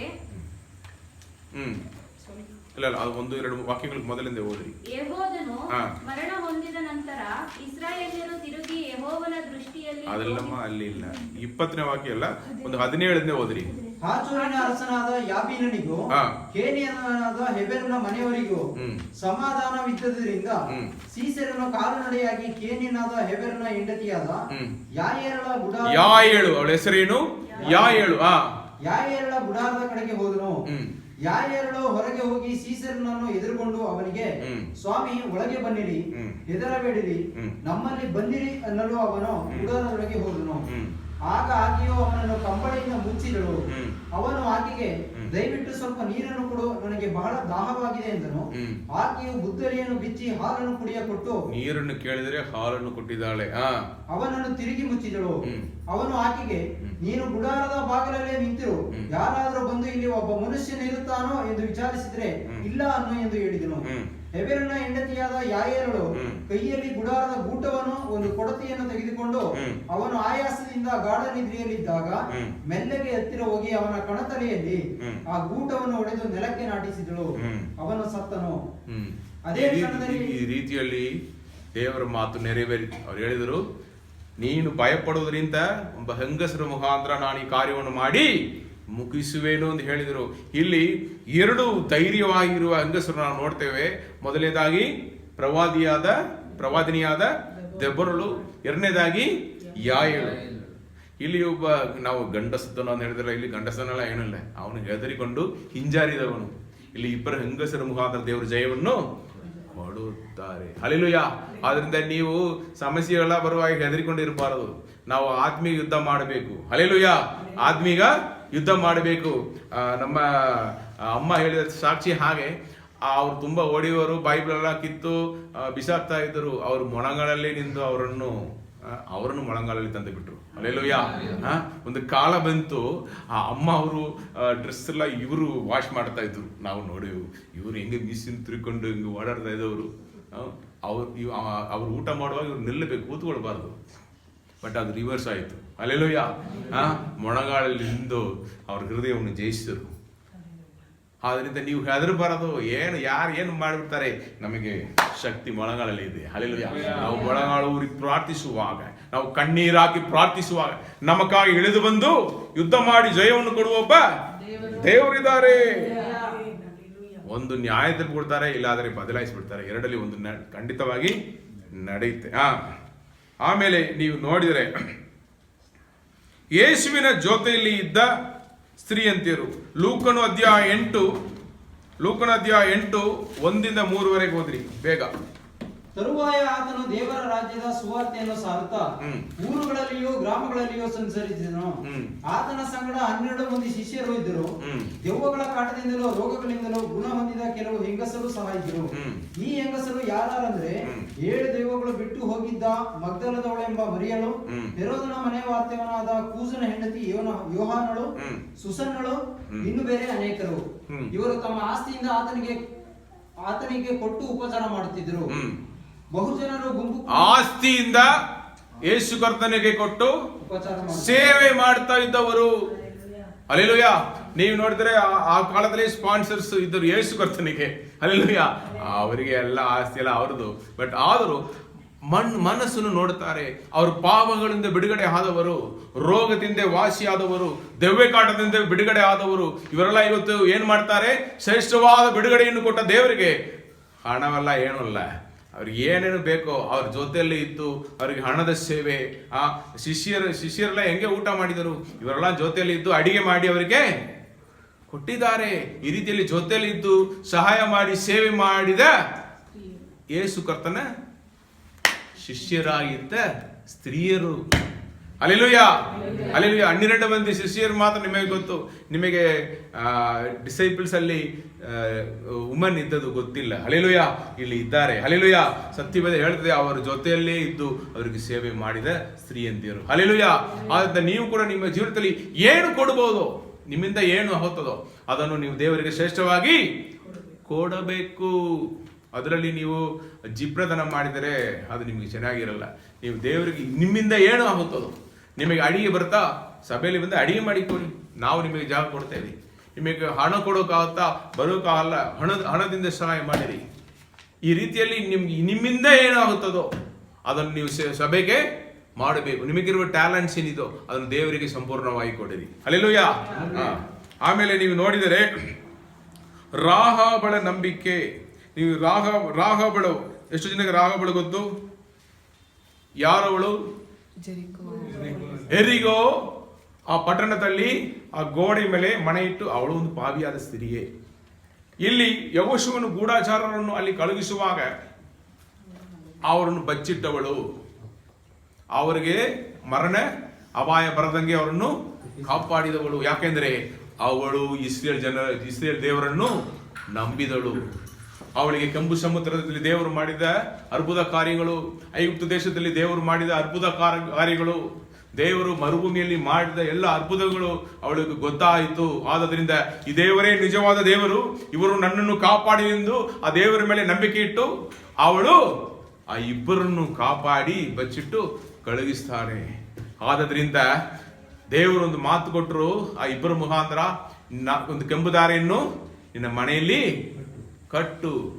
ಈ ಕೋಟೆಯನ್ನು, ಈ ಎರಿಯೋವನ್ನು ನಾವು ದೇವರು ಎಳೆದು ಬಂದು ಕೆಡವಿ ಹಾಕುವಾಗ ನಿನ್ನನ್ನು ನಿನ್ನ ಕುಟುಂಬವನ್ನು ದೇವರು ರಕ್ಷಿಸುವರೆಂದು ಮಾತು ಕೊಟ್ಟು ಹೋದರು. ನೀವು ನೋಡಿದರೆ ಅಲ್ಲಿ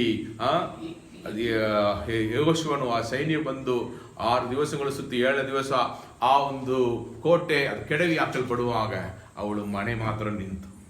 ಅಲ್ಲಿ ಇವತ್ತು ಆರ್ಕಿಯಾಲಜಿಸ್ಟ್ ಹೋಗಿ ಅದನ್ನು ಅವರು ಎಲ್ಲ ಮಾಡಿ ನೋಡುವಾಗ ಅಲ್ಲಿ ಆ ಒಂದು ಗೋಡೆ ಮಾತ್ರ, ಆ ಮನೆ ಗೋಡೆ ಮಾತ್ರ ನಿಲ್ಲುವುದನ್ನು ತೋರಿಸಿದರು. ಆ ರೀತಿಯಲ್ಲಿ ರಾಹ ಕುಟುಂಬವನ್ನು ದೇವರು ರಕ್ಷಿಸಿದರು. ರಾಹಬಳು ಹಂಗೆ ಬದುಕಿದಲ್ಲ ನೋಡಿದ್ರೆ ಅಲ್ಲರಿ, ಅವಳು ಮನ ತಿರುಗಿ ದೇವರ ಮಗಳಾಗಿ ಬದಲಾಗಿ ಬಿಟ್ಟಳು. Hallelujah, hallelujah. ಕೆಲವೊಂದ್ರು ಇಂಥ ಕೆಟ್ಟ ಸ್ತ್ರೀಯನ್ನು ದೇವರು ರಕ್ಷಿಸಿದರೆ ಹಂಗೆ ಬದುಕ್ತಾರೆ. ಹಂಗೆಲ್ಲ ಇಸ್ರೇಲ್ ದೇವರು ಪರಿಶುದ್ಧರಿಂದ ಅವರಿಗೆ ಅರ್ಥವಾದ ಮೇಲೆ ಅವರ ಜೀವನ ಅಲ್ಲಿ ಬದಲಾಗಿ ರಕ್ಷಣೆ ಹೊಂದುತ್ತದೆ. Hallelujah, hallelujah. ಆಮೇಲೆ ನೀವು ನೋಡಿದರೆ ಅಬಿಗೈಲ್ ಅಂದ್ರೆ ಯಾರು? ನಾಬಾಲ್ನ ಯಾರು? ದುಷ್ಟನಾದ ಒಬ್ಬ ಮನುಷ್ಯನು, ಯಾವಾಗಲೂ ಬಾಯಲ್ಲಿ ತಿಂತಾ ಇರುವನು, ದುಷ್ಟ ಮನುಷ್ಯನು, ದುಷ್ಟ ಮೃಗ ಅವನು. ಅವನ ಹೆಂಡತಿ ಬುದ್ಧಿವಂತಿಕೆ. ದಾವೀದನು ಸ್ವಲ್ಪ ಕಾಲ ಅಡವಿಯಲ್ಲಿ ತಿರುಗಾಡ್ತಾ ಇದ್ದನು. ಸೌಲನಿಗೆ ಹೆದರಿ ಅವನು ಒಂದು ಗುಂಪಾಗಿ ಅವನು ಆ ಅಡವಿಯಲ್ಲಿ ತಿರುಗಾಡ್ತಾ ಇರುವಾಗ ರಾತ್ರಿ ವೇಳೆಗಳಲ್ಲಿ ಅಲ್ಲಿ ಇರುವ ಶ್ರೀಮಂತರ ಕುರಿಗಳನ್ನು ಅವರು ಕಾಯ್ತಾ ಇರುವರು. ಆಮೇಲೆ ಒಣ ಕತ್ತರಿಸುವ ಸಮಯ ಬರುವಾಗ ಈ ಶ್ರೀಮಂತರು ಅವರಿಗೆ ಬೇಕಾದ ಆಹಾರವನ್ನು ಕೊಟ್ಟು ಅವರಿಗೆ ಸಹಕರಿಸುವುದನ್ನು ನಾವು ನೋಡುತ್ತೇವೆ. ಇಲ್ಲಿ ರಾತ್ರಿಯೆಲ್ಲ ಕುರಿಮರಿಯನ್ನು ಕಾಯುವ ಕುರುಬರ ಜೊತೆಯಲ್ಲಿ ದಾವೀದನ ಆಳುಗಳು ಜೊತೆಯಲ್ಲಿ ಇದ್ದು ಕಾಯ್ದು ಮುಗಿಸಿದ ಮೇಲೆ ಒಣ ಕತ್ತರಿಸುವ ಸಮಯದಲ್ಲಿ ಎಲ್ಲರಿಗೂ ಔತಣವನ್ನು ಕೊಡ್ತಾರೆ ಯಜಮಾನನು. ಆದರೆ ದಾವೀದನು ಏನು ಮಾಡ್ತಾನೆ, ಅವನ ಆಳುಗಳನ್ನು ಜೊತೆಯಲ್ಲಿ ಇದೆಲ್ಲ ಕಳುಹಿಸಿ ಹೋಗಿ ತಗೊಂಡು ಬಾ ಅಂತ ಹೇಳುವಾಗ ದಾವೀದನು ಯಾರು? ಅವಳು ಸೌಲಿಗೆ ಏನು ಮಾಡಿದವನು? ದ್ರೋಹ ಮಾಡಿದವನು. ಹಂಗೆ ಹಿಂಗೆಲ್ಲ ಮಾತನಾಡಿ ತುಂಬ ಕೆಟ್ಟದಾಗಿ ಮಾತಾಡಿ ಸಬಿಸಿ ಕಳುಹಿಸ್ತಾನೆ. ದಾವೀದನಿಗೆ ತಲೆಗೆ ಸಿಟ್ಟೇರಿತು. ಅವನನ್ನು ಅವನ ಜೊತೆಯಲ್ಲಿ ಇರುವವರು ಬಾ ಅವನ ಕುಟುಂಬವನ್ನೇ ಮುಗಿಸ್ಬಿಡೋಣ ಅಂದು ಹೊರಟು ಹೋಗ್ತಾ ಇದ್ದಾರೆ. ಇವತ್ತು ಇದು ಯಾರಿಗೆ ಗೊತ್ತಾಯಿತು? ಅಬಿಗೈಲಿಗೆ ಗೊತ್ತಾಯಿತು. ಒಂದು ವೇಳೆ ಆ ಮನೆಯಲ್ಲಿ ಇರುವ ನಾವಳು ಮಾತ್ರ ದುಷ್ಟನು, ಮಿಕ್ಕವರೆಲ್ಲ ಒಳ್ಳೆಯವರಿದ್ದಾರಲ್ಲ, ನೀತಿವಂತರಿದ್ದಾರೆ, ಇವಳು ಕೂಡ ಅದರಲ್ಲಿ ಒಬ್ಬಳು. ಹಂಗಿರುವಾಗ ಇವನು ಅರಸನಾಗೋದಕ್ಕಿದ್ದಾನೆ ದಾವಿದನು, ದೇವರವನು ಅಭಿಷೇಕಿಸಿ ಆರಿಸಿಕೊಂಡಿದ್ದಾರೆ. ಹಂಗೆ ಇರುವಾಗ ಒಂದು ವೇಳೆ ಈ ಹೋಗಿ ಅವರೆಲ್ಲರನ್ನು ಸಾಯಿಸಿಬಿಟ್ರೆ ಆ ರಕ್ತ ಅಪರಾಧ ಯಾರ ಮೇಲೆ ಬರುತ್ತೆ? ದಾವಿದನ ಮೇಲೆ ಬರುತ್ತೆ. ಆದ್ರಿಂದ ಅಬಿಗೈಲು ಬೇಗ ಮನೆಗೆ ಬಂದು ಒಂದು ಕತ್ತೆಯನ್ನು ತಗೊಂಡು ಅವನಿಗೆ ಬೇಕಾದ ಎಲ್ಲ ಆಹಾರ ಪದಾರ್ಥಗಳೆಲ್ಲ ತಗೊಂಡು ಕಟ್ಟಿ ಅವಳನ್ನು ದಾರಿಯಲ್ಲಿ ಸಂಧಿಸಿ ಹೋಗಿ ಅವನು ಬರುವಾಗ ಅವನ ಮುಂದೆ ಇಳಿದು ಅಡ್ಡ ಬಿದ್ದು ನಮಸ್ಕಾರ ಮಾಡಿ ಈ ವಿಷಯವನ್ನು ತಿಳಿಸ್ತಾನೆ. ಆವಾಗ ದಾವಿದನು ಅವಳನ್ನು ನೋಡಿ ಹೇಳ್ತಾನೆ, ನನ್ನನ್ನು ಇಷ್ಟು ದೊಡ್ಡ ಅಪರಾಧದಿಂದ ಕಾಪಾಡಿದ ಸ್ತ್ರೀಯಾಗಿರುವ ನೀನು ಎಷ್ಟು ಬುದ್ಧಿವಂತಿಕೆ. ಹಂಗೆ ಹೇಳಿ ಅವಳನ್ನು ಏನು ಮಾಡ್ತಾನೆ, ಸ್ವಲ್ಪ ಕಾಲ ಆದಮೇಲೆ ನಾಬಾಳನ್ನು ಅವನಾಗಿ ದೇವರ ನ್ಯಾಯ ತೀರ್ಪಲ್ಲಿ ತೀರಿ ಹೋಗುತ್ತಾನೆ. ಅವನು ಎದೆ ಕಲ್ಲಾಗಿ ಹೋಗಿ ನಿಂದು ತೀರಿ ಹೋಗ್ತಾನೆ. ಆಮೇಲೆ ಈ ಅಬಿಗೈಲನ್ನು ದಾವಿದನು ಏನು ಮಾಡಿಕೊಳ್ತಾನೆ, ಮದುವೆ ಮಾಡಿಕೊಳ್ಳೋದನ್ನು ನೋಡ್ತೇವೆ. ಈ ರೀತಿಯಲ್ಲಿ ಒಂದು ಕುಟುಂಬದ ಮೇಲೆ ಬರಲಿಕ್ಕಿರುವ ಅಪಾಯವನ್ನು ತಡೆ ಮಾಡಿ ನಿಲ್ಲಿಸಿದ ಬುದ್ಧಿವಂತಿಕೆ ಆಗಿರುವ ಸ್ತ್ರೀಯಾಗಿದ್ದವಳು ಯಾರು? ಅಬಿಗೈಲು. ಹಲ್ಲೆಲೂಯಾ. ಅವ್ರು ಹೇಳಿದಾರಲ್ಲ, ಬುದ್ಧಿವಂತಳಾಗಿರುವ ಸ್ತ್ರೀ ಮನೆಯನ್ನು ಕಟ್ಟುವಳು. ಹಲ್ಲೆಲೂಯಾ. ಆ ರೀತಿಯಲ್ಲಿ ನಾವು ಇರಬೇಕು. ನಾವು ಎಲ್ಲಿ ನಮ್ಮ ಕುಟುಂಬದಲ್ಲಿ ಯಾವಾಗಲೂ ಏನು ನಡೀತಾ ಇದೆ, ಮನೆಯಲ್ಲಿ ಮಕ್ಕಳು ಏನು ನೋಡ್ತಾ ಇದ್ದಾರೆ, ಏನು ಮಾಡ್ತಾ ಇದ್ದಾರೆ, ಎಲ್ಲಾದ್ರೂ ಒಂದು ಸ್ಕೂಲಲ್ಲಿ ಏನಾದ್ರು ಸಮಸ್ಯೆ ಆಗಿಬಿಟ್ರೆ, ಏನಾದ್ರು ಜಗಳ ಆಗಿಬಿಟ್ರೆ ಹೋಗಿ ಅವ್ರಿಗೆ ವಿರೋಧವಾಗಿ ನಿಂತು ಜಗಳ ಆಡಬಾರದು. ಅಲ್ಲಿ ನಾವು ದಗ್ಗಿಸಿಕೊಂಡು ದೇವರ ಮಾತುಗಳನ್ನೇ ಆಡಬೇಕು. ಅವ್ರು ಜಗಳ ಆಡ್ತಾರೆ, ನಾವು ಜಗಳ ಆಡಿದ್ರೆ ಎಲ್ಲ ಕತೆ ಮುಗಿದೋಗಿಬಿಡುತ್ತೆ. ಅಲ್ಲಿ ನಾವು ದೇವರ ಸದ್ಗುಣಗಳನ್ನು ತೋರಿಸಿ, ನಮಗೆ ದೇವರು ಕೊಟ್ಟಿರುವ ತಿಳಿವಳಿಕೆಯಿಂದ, ದೇವರು ಕೊಟ್ಟಿರುವ ಜ್ಞಾನದಿಂದ ಮಾತನಾಡಿ ಅಲ್ಲಿ ಇರುವ ಸಮಸ್ಯೆಗಳನ್ನು ಏನು ಮಾಡಬೇಕು, ಸರಿಪಡಿಸಬೇಕು. ಇಲ್ಲೆಲ್ಲ ಜಗಳ ಬಂದುಬಿಟ್ರೆ ಕೂಗಾಡಿ ನಾವು ನೀ ಹಿಂಗೆ ಮಾಡ್ತೀಯ, ನಾನು ಅದಕ್ಕಿಂತ ಜೋರಾಗಿ ಕೂಗುವೇನು, ಅದೆಲ್ಲ ಅಲ್ಲ.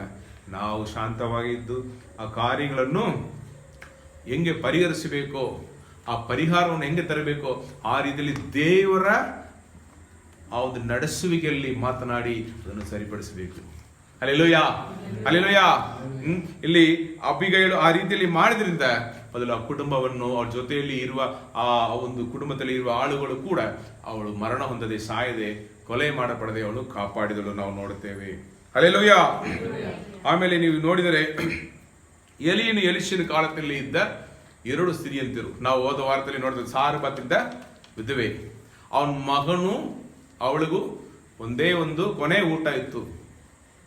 ಆ ಒಂದು ತಾಯಿ, ವಿಧವೆಯಾಗಿದ್ದ ತಾಯಿ, ಆ ಪ್ರವಾದಿಯ ಮಾತು ಮೇಲೆ ನಂಬಿಕೆ ಇಟ್ಟು ವಿಧವೆಯಾಗಿದ್ದರಿಂದ ತನ್ನನ್ನು, ತನ್ನ ಮಗನನ್ನು ಅವಳು ಉಳಿಸಿದಳು, ಕಾಪಾಡಿದಳು. ಹಲ್ಲೆಲೂಯಾ. ಈ ರೀತಿಯ ನಂಬಿಕೆ ನಿಮಗೆ ಬರಕಾಲ ಲಾಸ್ಟ್ ಊಟ ಅಷ್ಟೇ ಮುಗಿದೋಯ್ತಂದು ಇರುವಾಗ ಯಾರೋ ಒಬ್ಬರು ಹೇಳ್ತಾನೆ, ಇರೋದನ್ನು ಕೊಡಪ್ಪ, ಮೊದಲು ನೆನಕಿ ಕೊಡು, ಆಮೇಲೆ ನೀವು ತಿಂದು ಕೊಳ್ಳಿರಿ. ಯೆಹೋವನು ಹೇಳುತ್ತಾನೆ ಈ ರೀತಿಯಲ್ಲಿ, ಈ ಬರಕಾಲ ಮುಗಿಯೋ ತನಕ ನಿಮ್ಮ ಮನೆಯಲ್ಲಿ ಕೊರತೆ ಬರೋದಿಲ್ಲ ಹೇಳಿದರೆ, ಹೋಗಪ್ಪ ಸುಮ್ಮನೆ ಒಂದು ಕಥೆ ಹೇಳ್ತಾ ಇದೆಯಲ್ಲ, ಇಲ್ಲಿ ಎಲ್ಲರೂ ಈ ಒಂದು ಪರಿಸ್ಥಿತಿ, ನನಗೆ ಮಾತ್ರ ಅರ್ಬೋದು ನಡೀತಾ ಎಂದು ಹೇಳದೆ ಅವಳು ನಂಬಿದಳು, ನಂಬಿಕೆ ಇಟ್ಟಳು. ಅವನು ಹೇಳಿದಂತೆ ಆ ಮಾತಿಗೆ, ದೇವರ ಮಾತಿಗೆ ವಿಧೇಯಳಾದ್ರಿಂದ ಅವಳ ಜೀವನದಲ್ಲಿ ಇರುವ ಕೊರತೆಗಳು, ಕಷ್ಟಗಳು ಎಲ್ಲ ದೇವರು ನೀಗಿಸಿ ದೇವರು ಅವರನ್ನು ಆಶೀರ್ವದಿಸಿದರು. ಆ ಮಗು ಸತ್ತು ಹೋದ ಸಮಯದಲ್ಲಿ ಕೂಡ ಜೀವ ಸ್ವರೂಪನಾಗಿರುವ ದೇವರು ಜೀವವನ್ನು ಕೊಟ್ಟು ಈ 3.5 ವರ್ಷ ಕಾಲ ಮಾತ್ರ ಅಲ್ಲ, ಲೋಕದ ಕೊನೆ ತನಕ, ಹಂಗೆ ಹೇಳಬಾರದು, ಅವರ ಜೀವನ ಕಾಲವೆಲ್ಲ ನಾನು ನಿಮ್ಮನ್ನು ನಡೆಸುವೇನು ಎಂದು ತೋರಿಸಿದರು. ಇದು ಎಲಿಯನ ಕಾಲದಲ್ಲಿ ಮಾತ್ರ ಅಲ್ಲ, ಎಲಿಷನ ಕಾಲದಲ್ಲಿ ಈ ರೀತಿ ಪರಿಸ್ಥಿತಿಯಲ್ಲಿ ದೇವರು ಒಂದು ಸ್ತ್ರೀಗೆ ಸಹಾಯ ಮಾಡಿದ್ರೆ ನಾವು ನೋಡುತ್ತೇವೆ. ಹಲ್ಲೆಲೂಯಾ. ಈ ರೀತಿಯಲ್ಲಿ ದೇವರನ್ನು ತಿಳಿದೇ ಇರುವ ಅನ್ಯ ಸ್ತ್ರೀಗಳು ಕೂಡ ದೇವರ ಮೇಲೆ ನಂಬಿಕೆಯಿಟ್ಟು ವಿಧೇಯರಾಗಿದ್ದರಿಂದ ಅವರ ಕುಟುಂಬವನ್ನು ರಕ್ಷಿಸನ್ನು ನಾವು ನೋಡುತ್ತೇವೆ. ಆಮೇಲೆ ನೋಡಿದರೆ ಎಸ್ತರಳು ಯಾರು? ಒಬ್ಬ ರಾಣಿ. ಅನ್ಯ ದೇಶದಲ್ಲಿ ಯಹೂದರೆಲ್ಲವನ್ನು ನಿರ್ಮೂಲ ಮಾಡಬೇಕು ಈ ರೀತಿಯಲ್ಲಿ ಯೋಜನೆ ಮಾಡಿಕೊಂಡವನು ಯಾರು? ಅವನ ಹೆಸರೇನು? ಹಾಮಾನನು. ಹಾಗೆ ಇರುವಾಗ ಅವನ ಮಾವನಾದ ಮೊರ್ದೆಕೈ ಹೋಗಿ ರಾಣಿಗೆ ತಿಳಿಸ್ತಾನೆ, ಅಮ್ಮ ಈ ರೀತಿಯಲ್ಲಿ ಪರಿಸ್ಥಿತಿ, ನಮ್ಮ ಮೇಲೆ ಅಪಾಯ ಬಂದಿದೆ, ಯಹೂದ್ಯರೆಲ್ಲ ಒಂದು ದಿವಸವನ್ನು ನೇಮಿಸಿ ಇವರೆಲ್ಲ ಸಾಯಿಸಬೇಕೆಂದು ಇವತ್ತು ಅಥಾರಿಟಿ ಲೆಟ್ರೇ ಬಂದಿದೆ, ನೀನೇನಾದರೂ ಮಾಡು. ಇವಳು ಹೆದರ್ತಾಳೆ, ಏನು ಮಾಡೋದು? ದೇವರು ನಿನ್ನನ್ನು ಆರಿಸಿ, ಅವಳು ದೇವ್ರ ಮಾತಲ್ಲಿ ಹೇಳ್ತಲ್ಲ, ಬಟ್ ನಾನು ಹೇಳ್ತೇನೆ, ದೇವರು ನಿನ್ನನ್ನು ಆರಿಸಿ ಇಲ್ಲಿ ಈ ಪದವಿಯನ್ನು ಕೊಟ್ಟಿರುವುದೇ ಈ ಒಂದು ಕಾರಣದಿಂದಲೇ. ಆದ್ರಿಂದ ನೀನು ಹೋಗಿ ಇದನ್ನು ಮಾಡಲೇಬೇಕು. ಒಂದು ವೇಳೆ ಮಾಡದೆ ಹೋದರೆ ಯೂದರಿಗೆ ರಕ್ಷಣೆ ಇನ್ನೊಂದು ದಾರಿಯಿಂದ ಬರುತ್ತೆ ಎಂದು ಅವಳನ್ನು ಎರಡು ತರ, ಒಂದು ಕಡೆ ಅವಳನ್ನು ಮಾಡೋದು ಹೇಳ್ತಾನೆ, ಇನ್ನೊಂದು ಕಡೆ ಅವಳಿಗೆ ಎಚ್ಚರಿಕೆ ಮಾತನ್ನು ಕೊಡ್ತಾನೆ. ಆ ಹೆಸರು ಆ ಮಾತಿಗೆ ವಿಧೇಯಳಾಗಿ ಇದ್ದು ಉಪವಾಸ ಮಾಡಿಕೊಂಡು ಅವನ ಅರಸನ ಆ ಸನ್ನಿಧಿಯಲ್ಲಿ ಹೋಗುತ್ತಾಳೆ. ಅವನು ನ್ಯಾಯ ವಿಚಾರಣೆ ಮಾಡ್ತಾ ಇರುವಾಗ ಯಾರು ಅನುಮತಿ ಇಲ್ಲದೆ ಹೋಗಬಾರದು, ಹಂಗೆ ಹೋದರೆ ಅವರ ತಲೆಯನ್ನು ತೆರೆದು ಬಿಡುತ್ತಾನೆ. ಧೈರ್ಯವಾಗಿ ತನ್ನ ಜನರಿಗೋಸ್ಕರ ಪ್ರಾರ್ಥನೆಯಲ್ಲಿ ಉಪವಾಸದಲ್ಲಿ ತನ್ನನ್ನು ಒಪ್ಪಿಸಿಕೊಟ್ಟು ಅವಳು ಅರಸನ ಸನ್ನಿಧಿಯಲ್ಲಿ ಹೋಗಿ ನಿಂದು ಅವಳು ಮಾತನಾಡುವಾಗ ಅರಸನು ಇಳಿದು ಬಂದು, ಎಸ್ತರ್ ರಾಣಿಯೇ, ನಿನ್ನ ವಿಜ್ಞಾಪನೆ ಏನು? ರಾಜ್ಯದಲ್ಲಿ ಅರ್ಧ ರಾಜ್ಯ ಕೇಳಿದ್ರು ನಿನಗೆ ಕೊಡ್ತೇನೆ ಎಂದು ಹೇಳಿ ಅವನ ಹೃದಯವನ್ನು ಪ್ರಾರ್ಥನೆ ಮುಖಾಂತರ ಬದಲಾಯಿಸಲು ನಾವು ನೋಡುತ್ತೇವೆ. ಪರಿಸ್ಥಿತಿಗಳು ಹೆಂಗಸರೇ, ನಾನು ನಿಮ್ಗೆ ಹೇಳ್ತೇನೆ, ನನ್ನ ಸಹೋದರಿಯರೇ, ನನ್ನ ತಾಯಿ ತರ ಇರುವವರೇ, ನೀವು ಪ್ರಾರ್ಥನೆಯಲ್ಲಿ ನೆಲೆಗೊಂಡಿರಿ. ಮನುಷ್ಯರ ಸಹಾಯಕ್ಕೆ ಹೋಗಬೇಡ್ರಿ. ಮನುಷ್ಯರ ಹೃದಯಗಳನ್ನು ಬದಲಾಯಿಸಬೇಕಾದ್ರೆ ಅದು ದೇವರಿಂದಲೇ ಮಾತ್ರ ಸಾಧ್ಯ. ನಿಮ್ಮ ಗಂಡನು ಬದಲಾಗಬೇಕಾ? ನಿಮ್ಮ ಕುಟುಂಬದಲ್ಲಿರೋ ಮಕ್ಕಳು ಬದಲಾಗಬೇಕಾ? ಅವ್ರ ಜೀವನದಲ್ಲಿ ಬದಲಾವಣೆ ಬರಬೇಕಾ? ನೀವು ಮೊಳಗಾಲೂರಿ ಪ್ರಾರ್ಥನೆ ಮಾಡಿರಿ, ಬೇಕಾದರೆ ಉಪವಾಸ ಮಾಡಿಕೊಂಡು ಪ್ರಾರ್ಥನೆ ಮಾಡಿರಿ, ಅಲ್ಲಿ ಬದಲಾವಣೆ ಪರಿವರ್ತನೆ ಉಂಟಾಗುತ್ತವೆ. ಹಲ್ಲೆಲೂಯಾ. ಅವಳು ಪ್ರಾರ್ಥನೆ, ಅವಳ ಉಪವಾಸ, ಅವಳ ಧೈರ್ಯ, ಅವಳ ನಂಬಿಕೆ, ಅರಸನ ಮುಂದೆ ಧೈರ್ಯವಾಗಿ ಹೋಗಿ ನಿಂತರು. ತಾಲೇ ಹೋದ್ರು ಪರವಾಗಿಲ್ಲ, ನಾನು ಹೋಗಿ ನಿಲ್ತೇನೆ. ಆ ದೇವರ ಬಲದಿಂದ ಹೋಗಿ ನಿಂತದ್ರಿಂದ ಅಲ್ಲಿ ಎಲ್ಲ ಬದಲಾಯಿತು. ಯಹೂದ್ಯರ ಮೇಲೆ ಇರುವ ದಂಡನೆ ಇನ್ನು ದೇವರು ಅಲ್ಲಿಂದ ತೆಗೆದು ಬಿಟ್ರು. ಹಲ್ಲೆಲೂಯಾ. ಆ ದಿವಸದಲ್ಲಿ ಅವರು ಯುದ್ಧ ಮಾಡಿ ಅವರು ಗೆದ್ದು, ಆ ದಿವಸದಲ್ಲಿ ಅವರು ದೊಡ್ಡದಾಗಿ ಅವರು ಒಂದು ಆಚರಣೆಯನ್ನು ಅವರು ಆಚರಿಸಿದನ್ನು ನಾವು ನೋಡ್ತೇವೆ. ಆ ರೀತಿಯಲ್ಲಿ ದೇವರು ಅವರಿಗೆ ಜಯ ಕೊಟ್ಟರು. ಅದಕ್ಕೆ ಒಬ್ಬ ಸ್ತ್ರೀ ಕಾರಣವಾಗಿದ್ದಳು. ಅವಳ ಹೆಸರೇನು? ಸ್ಟಾರ್, ಹೆಸರಳು. ಹಲ್ಲೆಲೂಯಾ. ನೀವು ನಿಮ್ಮ ಮನೆಗೆ ಸ್ಟಾರ್ ಆಗಿರಿ. ಸ್ಟಾರ್ ಕ್ರಿಸ್ಮಸ್ ಬಂದರೆ ಹಾಕೋದು ಮಾತ್ರ ಅಲ್ಲ, ನೀವು ನಿಮ್ಮ ಮನೆಗೆ ನಕ್ಷತ್ರವಾಗಿರಬೇಕು, ಬೆಳಕನ್ನು ಕೊಡುವ ನಕ್ಷತ್ರವಾಗಿ. ಹಲ್ಲೆಲೂಯಾ.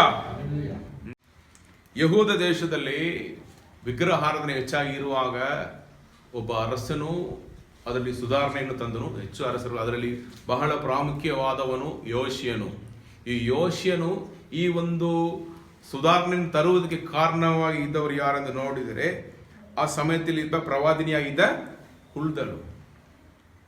ಅವಳು ಏನು ಮಾಡ್ತಾಳೆ, ಅಲ್ಲಿ ಇರುವ ಆ ಒಂದು ಧರ್ಮಶಾಸ್ತ್ರ ಪುಸ್ತಕವನ್ನು, ಆ ಸಿಕ್ಕಿದ ಧರ್ಮಶಾಸ್ತ್ರ, ಕಳೆದು ಹೋದ ಧರ್ಮಶಾಸ್ತ್ರ ಪುಸ್ತಕ ಅವರಿಗೆ ಸಿಕ್ಕಿತು. ಅದು ಕೈಯಲ್ಲಿ ಸಿಕ್ಕಿರುವಾಗ ಅವಳು ಬಂದು ಪ್ರವಾದಿಸ್ತಾಳೆ. ಆ ಪ್ರವಾದನೆಯಲ್ಲಿ ಹೇಳ್ತಾಳೆ, ನೀವೆಲ್ಲ ದೇವರನ್ನು ಬಿಟ್ಟು ದೂರ ಹೋಗಿ ವಿಗ್ರಹಾರಾಧನೆ ಎಲ್ಲ ಮಾಡ್ತಾ ಇದ್ದೀರಿ. ಆದ್ದರಿಂದ ಅರಸರಾದ ಇರುವ ನೀವು ಒಂದು ಸುಧಾರಣೆಯನ್ನು ತರಬೇಕು. ಎಲ್ಲವನ್ನು ನೀವು ಏನು ಮಾಡಬೇಕು, ಕೆಡವಿ ಬಿಸಾಕಿ ಬಿಟ್ಟು ದೇವರ ಕಡೆ ತಿರುಗಿದರೆ ನಿಮಗೆ ಆಶೀರ್ವಾದ ಎಂದು ಹೇಳುವಾಗ ಯೋಷಿಯನು, ಅರಸನಾಗಿದ್ದ ಯೋಷಿಯನು ಆ ಒಂದು ದೇಶದಲ್ಲಿ, ಯಹೂದ ದೇಶದಲ್ಲಿ ದೊಡ್ಡ ಒಂದು ಸುಧಾರಣೆಯನ್ನು ತಂದವನಾಗಿದ್ದನು. ಹಲ್ಲೆಲೂಯಾ. ಅವನು ದೊಡ್ಡ ಸುಧಾರಣೆಯನ್ನು ತಂದದರಿಂದ ಆ ದೇಶದಲ್ಲಿ ಆಶೀರ್ವಾದ ಉಂಟಾಯಿತು. ಹಲ್ಲೆಲೂಯಾ. ಅವನು ಜಯಕರವಾದ ಒಂದು ಅರಸನಾಗಿ ಇದ್ದದನ್ನು ನೋಡ್ತೇವೆ. ಅದಕ್ಕೊಂದು ಕಾರಣವಾಗಿದ್ದವಳೆಂದರೆ ಆಸಕ್ತಿಯಿಂದ ದೇವರನ್ನು ಹುಡುಕ್ತಾ ಇದ್ದ ಪ್ರವಾದಿಯಾಗಿದ್ದ ಹುಲ್ದ. ಅವಳು ಹೋಗಿ ನಿಂದು ಆ ಒಂದು ಪ್ರವಾದನೆಯನ್ನು ಅವಳು ಅವನಿಗೆ ತಿಳಿಸಿದರಿಂದ ಆ ಒಂದು ಸುಧಾರಣೆ ಪ್ರಾರಂಭವಾಯಿತು. ಹಲ್ಲೆಲೂಯಾ.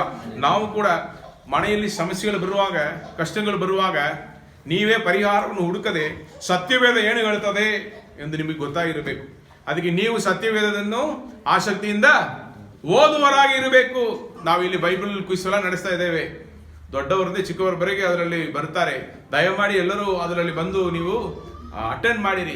ಕಾರಣ ಏನು ಗೊತ್ತಾ, ಅದು ನಿಮಗೆ ಆಶೀರ್ವಾದ. ಹಲ್ಲೆಲೂಯಾ. ನಾಳೆ ಒಂದು ಪರಿಸ್ಥಿತಿ ಬರುವಾಗ ಬೈಬಲ್ ನಿಮಗೆ ಗೊತ್ತಿದ್ರೆ, ಆ ಒಂದು ಹಡಗಲ್ಲಿ ಆ ಬಿರುಗಾಳಿ ಬೀಸುವಾಗ ಯೇಸು ಕರ್ತನು ಇದ್ದರು. ನನ್ನ ಜೀವನದಲ್ಲಿ, ಜೀವನದ ಹಡಗಲ್ಲಿ ಯೇಸು ಕರ್ತನು ಇದ್ದಾರೆ. ಈ ಪರಿಸ್ಥಿತಿ ಬರುವಾಗ ನಾನು ಹೋಗಿ ಎಬ್ಬಿಸುವಾಗ, ಪ್ರಾರ್ಥನೆಯಲ್ಲಿ ಎಬ್ಬಿಸುವಾಗ ನನಗಾಗಿ ಎದ್ದು ನಿಂದು ಆ ಬಿರುಗಾಳಿಯನ್ನು ನಿಲ್ಲಿಸಿ ಶಾಂತಪಡಿಸಿ ನನಗೆ ಸಮಾಧಾನವನ್ನು ಕೊಡುವುದಕ್ಕೂ ಬಿಡುಗಡೆ ಕೊಡುವುದಕ್ಕೂ ಶಕ್ತರಾಗಿರುವ ಒಬ್ಬ ದೇವರಿದ್ದಾರೆ ಎಂದು ನೀವು ಸತ್ಯವೇದವನ್ನು ನೀವಾಗಿ ಕೂತ್ಕೊಂಡು ಓದುವಾಗ ಅದು ನಿಮ್ಮ ಹೃದಯ ಅಲೆಯಲ್ಲಿ ಅದು ಬರೆಯಲ್ಪಡುವುದು. ಪರಿಸ್ಥಿತಿಗಳು ಬರುವಾಗ ನೀವೇ ಪ್ರಾರ್ಥನೆ ಮಾಡಿ ಬಿಡುಗಡೆಯನ್ನು ಹೊಂದಿಕೊಂಡಿದ್ದೀರಿ. ಅದು ನಿಮಗೆ ನಂಬಿಕೆಯನ್ನು ಬೆಳೆಸುವಂತದ್ದಾಗಿರುತ್ತೆ. ಸತ್ಯವೇದವನ್ನು ಧ್ಯಾನಿಸುವಾಗ ಸರಿದಾರಿಯದು, ತಪ್ಪು ದಾರಿಯದು, ಏನು ಮಾಡಬೇಕು, ಏನು ಮಾಡಬಾರದು, ಏನು ದೇವರಿಗೆ ಇಷ್ಟ, ಏನು ದೇವರಿಗೆ ಇಷ್ಟ ಇಲ್ಲ, ಇದೆಲ್ಲ ತಿಳಿಸುವಂತದ್ದಾಗಿರುತ್ತೆ. ಇಲ್ಲಿ ಪ್ರವಾದಿಯಾಗಿ ಇರುವವಳು, ಆ ಪ್ರವಾದಿನಿ ಸತ್ಯವೇದ ಧರ್ಮಶಾಸ್ತ್ರವನ್ನು ತಿಳಿದವರಾಗಿದ್ದರಿಂದ ಅರಸನಿಗೆ ಮುಂದೆ ನಿಂದು ಅವಳು ಆ ಧರ್ಮಶಾಸ್ತ್ರವನ್ನು ಅದರಲ್ಲಿ ಬರೆದಿರುವುದನ್ನು ನೀವು ಹಿಂಬಾಲಿಸಿರಿ. ಒಡಂಬಡಿಕೆ ಬಿಟ್ಟು ಜನರು ದೂರ ಹೋಗಿದ್ದಾರೆ, ಅವರು ಇಲ್ಲಿ ಒಂದು ಸುಧಾರಣೆ ಬಂದರೆ ನಮ್ಮ ದೇಶ ಉಳಿದಿರುವುದು ಎಂದು ಅವಳು ಹೇಳಿದ್ರಿಂದ ಸುಧಾರಣೆ ಅಲ್ಲಿ ಪ್ರಾರಂಭವಾಯಿತು. ಹಲ್ಲೆಲೂಯಾ ಅಂತ ಹೇಳ್ತೇನೆ. ನೀವು ಸತ್ಯವೇದಿಗೆ ಸಮಯ ಕೊಡ್ರಿ ಮನೆಯಲ್ಲಿ. ಅದನ್ನು ಸುಮ್ಮನೆ ಕೀರ್ತನೆಗಳನ್ನು ಮಾತ್ರ ತಗೊಂಡು ಓದೋದನ್ನು ಬಿಟ್ಟು ಬೈಬಲಲ್ಲಿ ಇರುವ ಎಲ್ಲವನ್ನು ಸಿಸ್ಟಮೆಟಿಕ್ ಆಗಿ ನಾನು ಇಲ್ಲಿ ಇಟ್ಟಿದೆ. ಬೈಬಲನ್ನು ಹೆಂಗೆ ಓದಬೇಕು ಒಂದು ಸಣ್ಣ ಒಂದು ಬುಕ್ ಇದೆ, ಅದನ್ನ ಮನೆಗೆ ತಗೊಂಡು ನೋಡಿ, ಫ್ರೀ, ಉಚಿತ. ಅದನ್ನು ಹಿಂಬಾಲಿಸಿರಿ.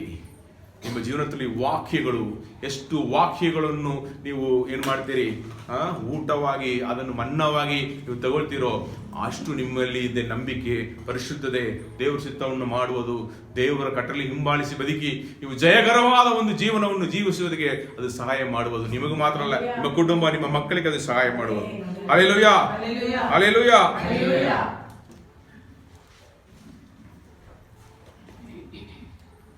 ಆಮೇಲೆ ಕೊನೆಯಾಗಿ ಒಂದು ವಾಕ್ಯವನ್ನು ನಾನು ನಿಮಗೆ ತೋರಿಸಿ ಮುಗಿಸುವುದಕ್ಕೆ ಬಯಸುತ್ತೇನೆ.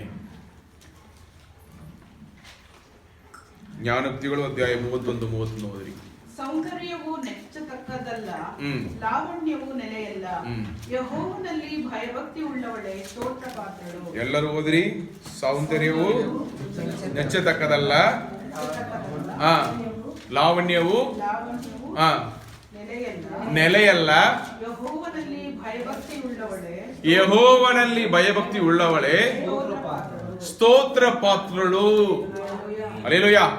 ಸಿನಿಮಾ ಆಕ್ಟ್ರೆಸ್ ಎಲ್ಲ ಈ ಕಾಲದಲ್ಲಿ ನೋಡಿದರೆ ಜಾಸ್ತಿ ನಾವು ಏನು ಹಾಕಿಕೊಳ್ತೇವೆ, ಮೇಕಪ್ ಸೆಟ್ಟು, ಹಂಗೆ ಕಂಪಾಗಬೇಕು, ಲಿಪ್ಸ್ಟಿಕ್ಕು, ಅದು ಇದು ಎಲ್ಲ. ಅದು ಇಲ್ಲದೆ ನಿಮ್ಮನ್ನು ಯಾರಾದ್ರೂ ಪ್ರೀತಿಸ್ತಾರ, ಅದೇ ನಿಜವಾದ ಪ್ರೀತಿ. ಸಾಮಾನ್ಯವಾಗಿರುವ ಡ್ರೆಸ್ಗಳು ನಾವು ಹಾಕಿಕೊಂಡಿರುವಾಗ ಒಂದು ಮಗುವಿನ ಹೆತ್ತ ಮೇಲೆ ಹೆಂಗಸರ ಶರೀರ ತುಂಬಾ ಬಲಹೀನತೆಯನ್ನು ಹೊಂದಿಬಿಡುತ್ತೆ, ದಪ್ಪಗಾಗಿಬಿಡ್ತಾರೆ. ಆವಾಗ ಪ್ರೀತಿ ಇರಬೇಕು. ಹಾಗಾದರೆ ನೀವು ಹಾಕಿಕೊಳ್ಳುವ ಮೇಕಪ್ ಅಲ್ಲಿ ಇಲ್ಲ, ನೀವು ಯೇಸು ಕರ್ತನನ್ನು ಧರಿಸಿಕೊಳ್ಳಬೇಕು. ಯಾರು ಧರಿಸಿಕೊಳ್ಳಬೇಕು?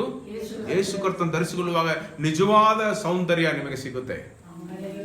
ನಿಮ್ಮ ಮುಖದಲ್ಲಿ ಒಂದು ಕಳೆ ಬರುತ್ತೆ, ನಿಮ್ಮ ಮುಖದಲ್ಲಿ ಒಂದು ಕೃಪೆಯನ್ನು ನಾವು ನೋಡಬಹುದು. ಚೆನ್ನಾಗಿ ಬೈಬಲ್ ಓದಿಕೊಂಡು, ಚೆನ್ನಾಗಿ ಸತ್ಯವೇದ ಧ್ಯಾನಿಸಿಬಿಟ್ಟು, ಪ್ರಾರ್ಥನೆ ಮಾಡಿಬಿಟ್ಟು ನೀವು ಹೊರಗಡೆ ಬನ್ನಿ, ನಿಮ್ಮ ಮುಖದಲ್ಲಿ ಒಂದು ಪ್ರಕಾಶವನ್ನು ನೋಡಬಹುದು.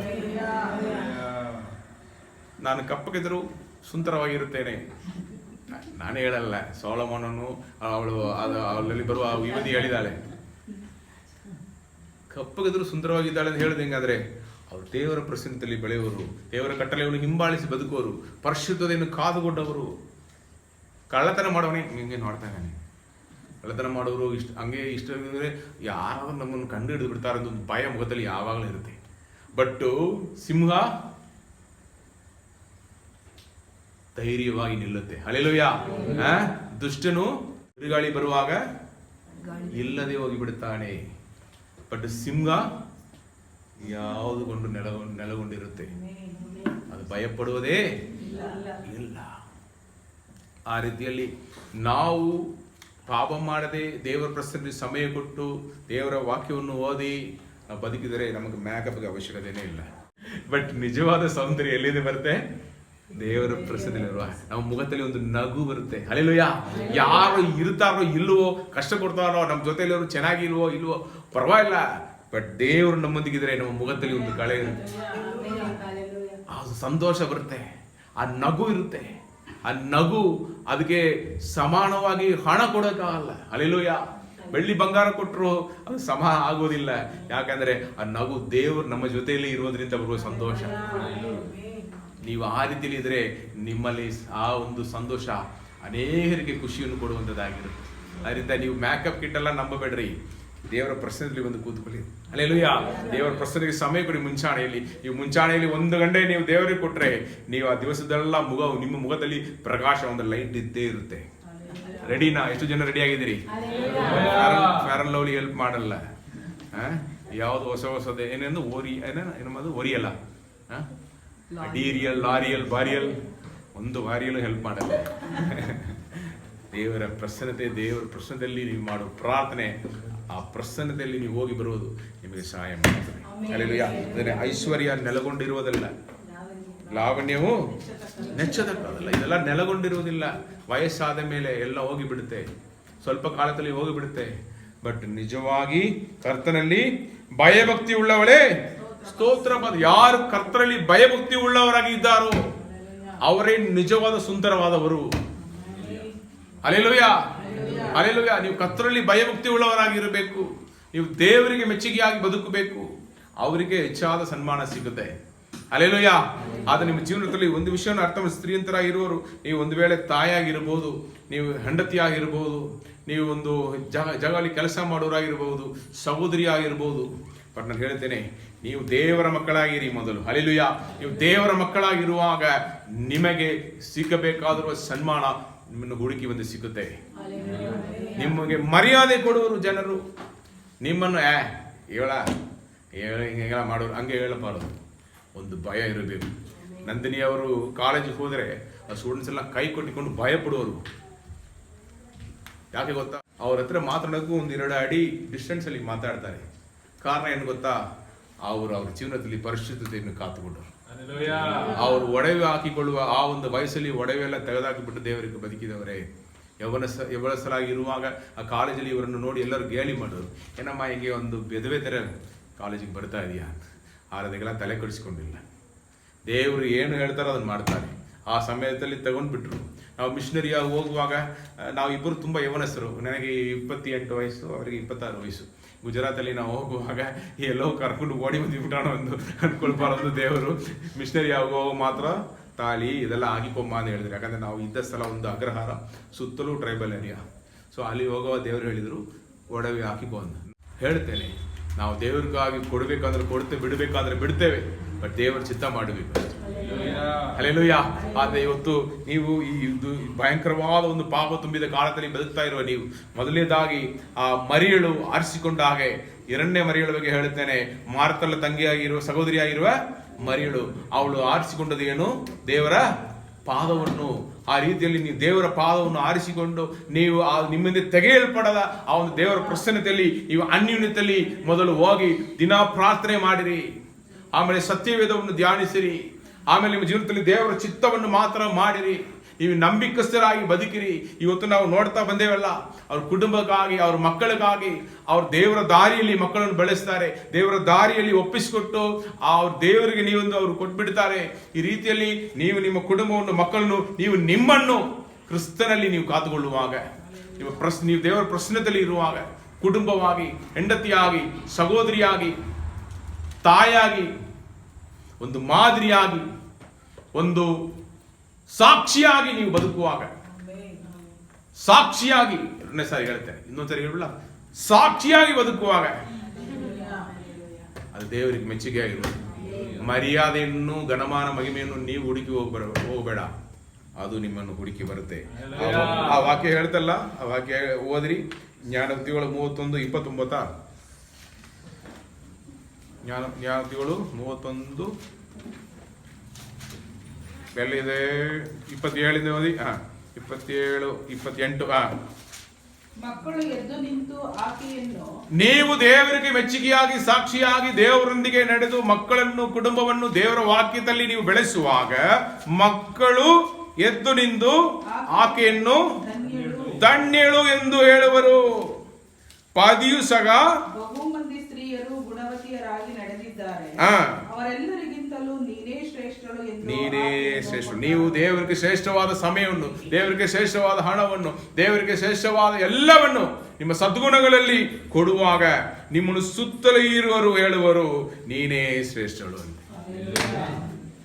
Hallelujah, hallelujah. ಕಣ್ಣುಗಳು ಮುಚ್ಚಿ ನಾವು ಪ್ರಾರ್ಥನೆ ಮಾಡೋಣ.